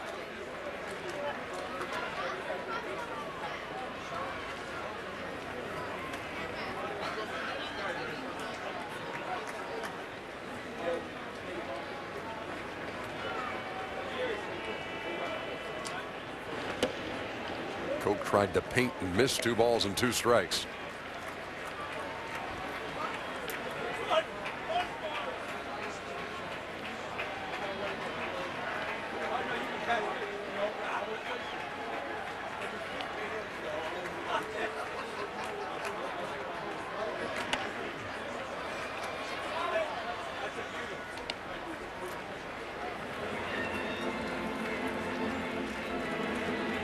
The Detroit Tigers of Jim Leyland in game 1 took a 4-0 lead to the 9th. They lead 3-0 here with 2 outs in the 8th.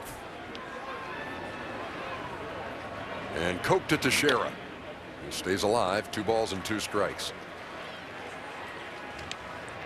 Again, we reiterate the tough job it is to do well at this time of the year. Even doubly tough to manage your ball club in situations where it's Joe Girardi dealing with a superstar A-Rod, deciding to pinch hit, deciding to not play him. Jim Leyland, for a guy who's closed so many games, and just give him a temporary break, trying to find his way back into the series if he can. Here comes another 2-2. Popped him up over there by the Yankee dugout. Avila makes the catch. A 1-2-3-8. The Tigers are 3 outs away from taking a 2-0 lead over the Yankees. To take a 2-0 series lead. At this point, the Yankees have used so many pitchers, they're going to ask Epley to try to get through this inning. Hope that their magic continues in the bottom of the 9th. Andy Dirks leads it off.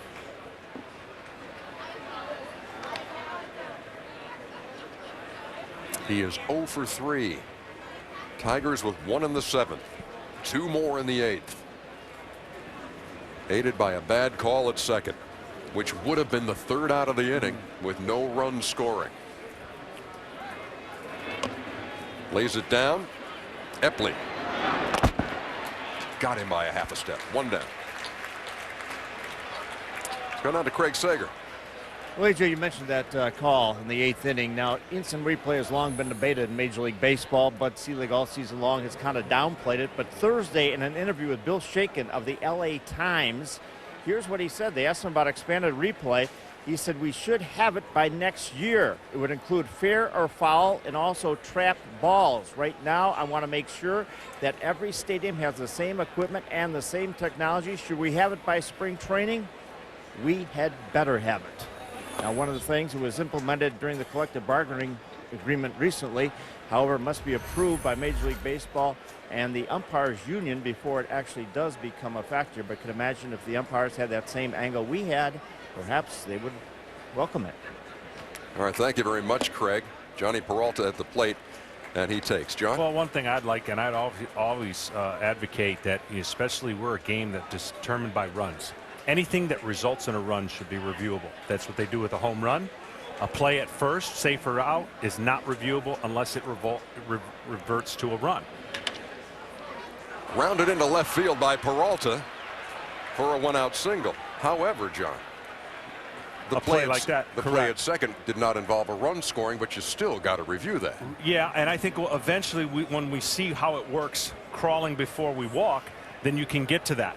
But I think to make every play reviewable that's questionable would just take baseball to a new historic length. And I say this, the arguments after the fact are longer than what it would take to get it right. Sure. And so I think with technology and other sports, they've pretty much perfected it. And the other stumbling block, guys, and you guys, you know this, that if it involves a call in which runners have moved, was that ball trapped? And then you got to figure out where the runners go, and they're really not in a hurry to try to get into that. You talk about delays and trying to figure out where a guy's going to be. Where do you place the runners? But if you'd gotten the call right, the inning lasted 20 minutes longer. If you'd gotten the call right, you wouldn't have had to go past the inning. Kuroda would have been out of the inning, who got 23 outs. It took you 4 pitchers to get 1 out, and Kuroda gave up all the runs.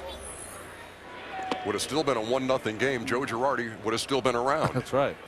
Yeah, we don't need the managers to throw flags on the field like the NFL, but we have so many opportunities and so many views that the umpires do not have. It could be the eye in the sky, like you said, and it would be a lot quicker, and I think it would make the game better. These umpires are under a lot of stress under the moment to make calls at fast speed, and it's not possible to get them all right.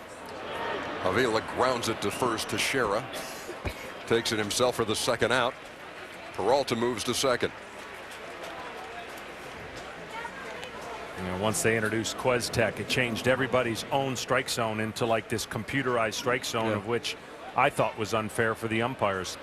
You knew back in the day when a certain umpire was behind the plate, you knew a strike zone. The hitter knew it, the pitcher knew it, and nobody had an issue with it. And now it's revolved to more of a condensed strike zone. Here's Infante with the runner at second and 2 out.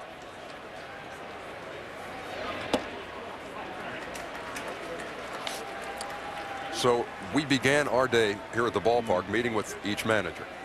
Talked to Jim Leland, who said Jose Valverde is still my closer, but he will not close today. He's going to go by feel, by matchups. See Joaquin Benoit up in the pen. Yeah, he also said they noticed something that they're going to be working on with his mechanics that could help him later down the road. Kind of the same thing that Doug Fister talked about when we talked about it earlier. Said that he needed to speed up his motion a little. Well, I think they really need to do that with Valverde also. You just can't take a guy out of a playoff roster and not use him anymore. You'll be pitching short. So they got to find him to get right, and then he'll help him down the stretch. He said that Valverde, Jim Leland said, is not a piece of meat, that he is a human being, and we have respect for our players. He saved 110 out of 118 chances. In a not so patient world, let's be a little patient. 49 for 49 last year.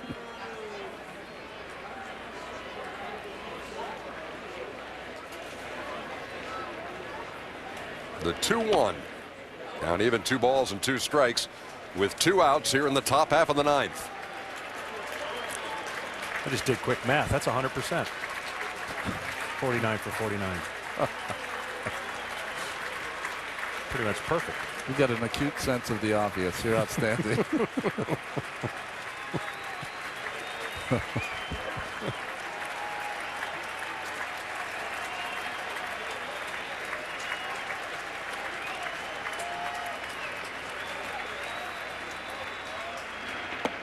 Infante goes down swinging to end the 9th. Detroit 3 outs away from a 2-0 series lead. Joaquin Benoit will pitch the 9th. Joaquin Benoit getting loose, but Phil Koch will start the 9th. The lefty-lefty matchup with Raul Ibanez. Well, you got to try something different against Ibanez, but it doesn't matter if it's lefty or righty lately. Remember, 4-0 last night going to the 9th when Ichiro connected for a 2-run homer. And then after a huge walk to Mark Teixeira, Valverde gives this one up to Ibanez. The game was tied at 4. Tigers, to their credit, after that deflating moment, rallied in the 12th to win Game 1. Here they'll try to hold on to a 3-0 lead in the bottom of the 9th with Ibanez leading off.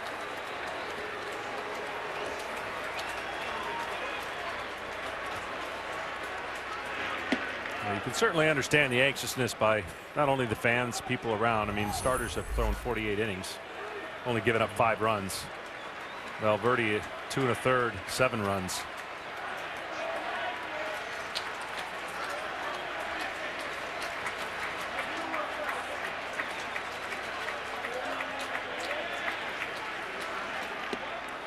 Oh, 2 to Ibanez, who's been on every time tonight. Walked in the first, base hit in the 4th, and he was caught stealing, and was intentionally walked in the 6th. It won't be totally forgotten, but it sure would be a nice feeling going home 2-0 if they were able to get out of this 9th unscathed.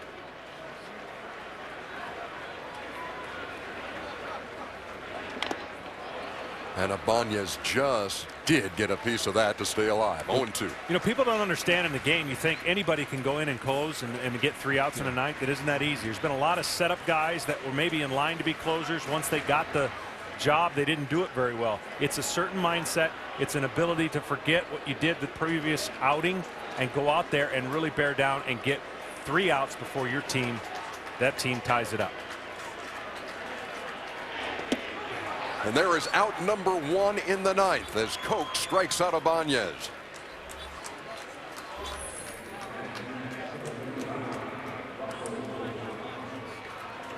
Wow, he's going to stay with him. Telling Cabrera, make sure he looks out for the bunt from Russell Martin. His fastball up and in. Well, what I like about that, see how he dropped the glove back down? He wanted it up, but he didn't keep it up there like some guys do or stand up, which really, it's not really comfortable for a lot of pitchers to try and throw. You never train yourself to do that. So he flashed it, brought it down, and he threw it up there for strike 3. Here's Russell Martin.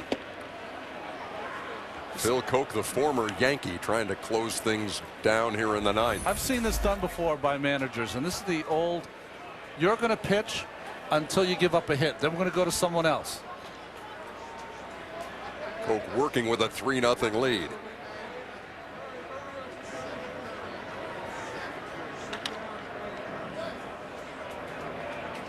And he's ahead 0-2 on Russell Martin, who's 0 for 3. The Yankees with only 3 hits here in game 2. Anibal Sanchez absolutely dialed in his game 2 start. Turned it over to Koch, who was delivered in the 8th and here in the 9th. Here comes the 0-2. And the Tigers an out away from a 2-0 series lead.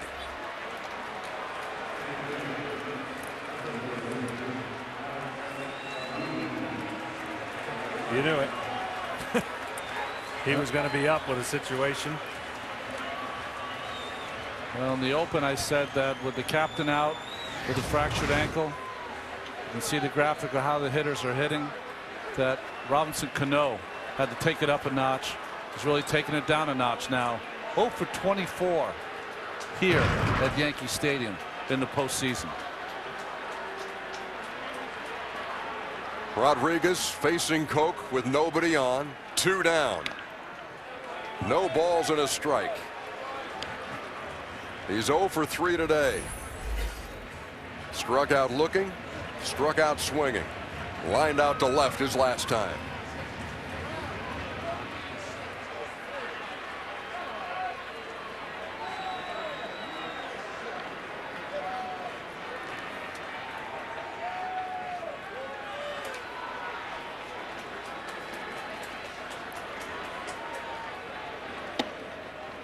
They're a strike away.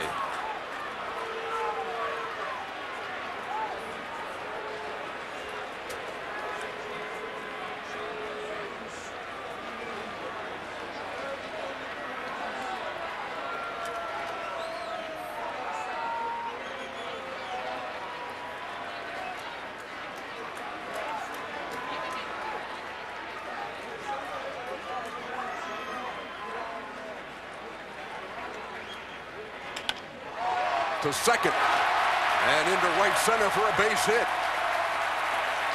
Rodriguez aboard with 2 down.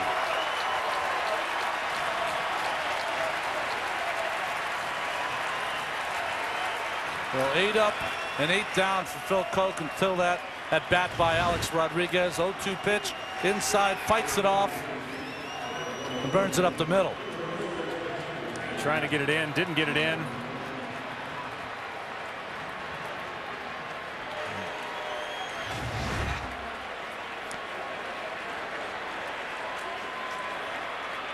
Here's Curtis Granderson. Still a 3-0 game, but the Yankees with a runner at first.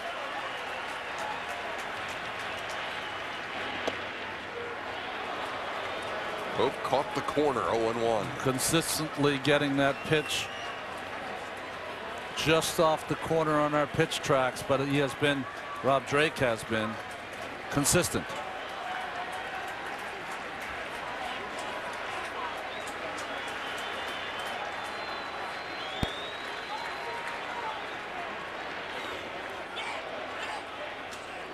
Checked his swing. They asked for help. And Gary Cedarstrom says he didn't go. 1-1.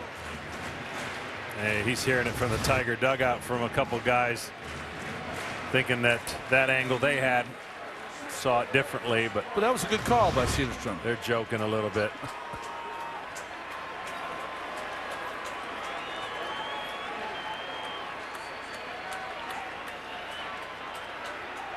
Rodriguez leading from first. Granderson waiting. Rodriguez on the run. They let him take second. And it's a ball and 2 strikes to Granderson. It's interesting. You got a strike from your pitcher, but Avila did not like that curveball on the inside part of the plate.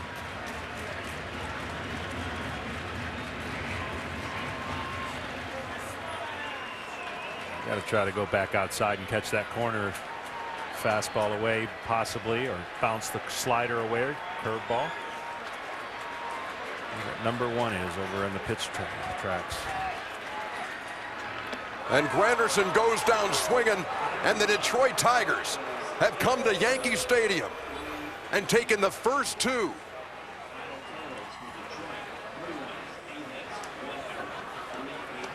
Today, a 3-0 shutout. And they go to Detroit for the next 3.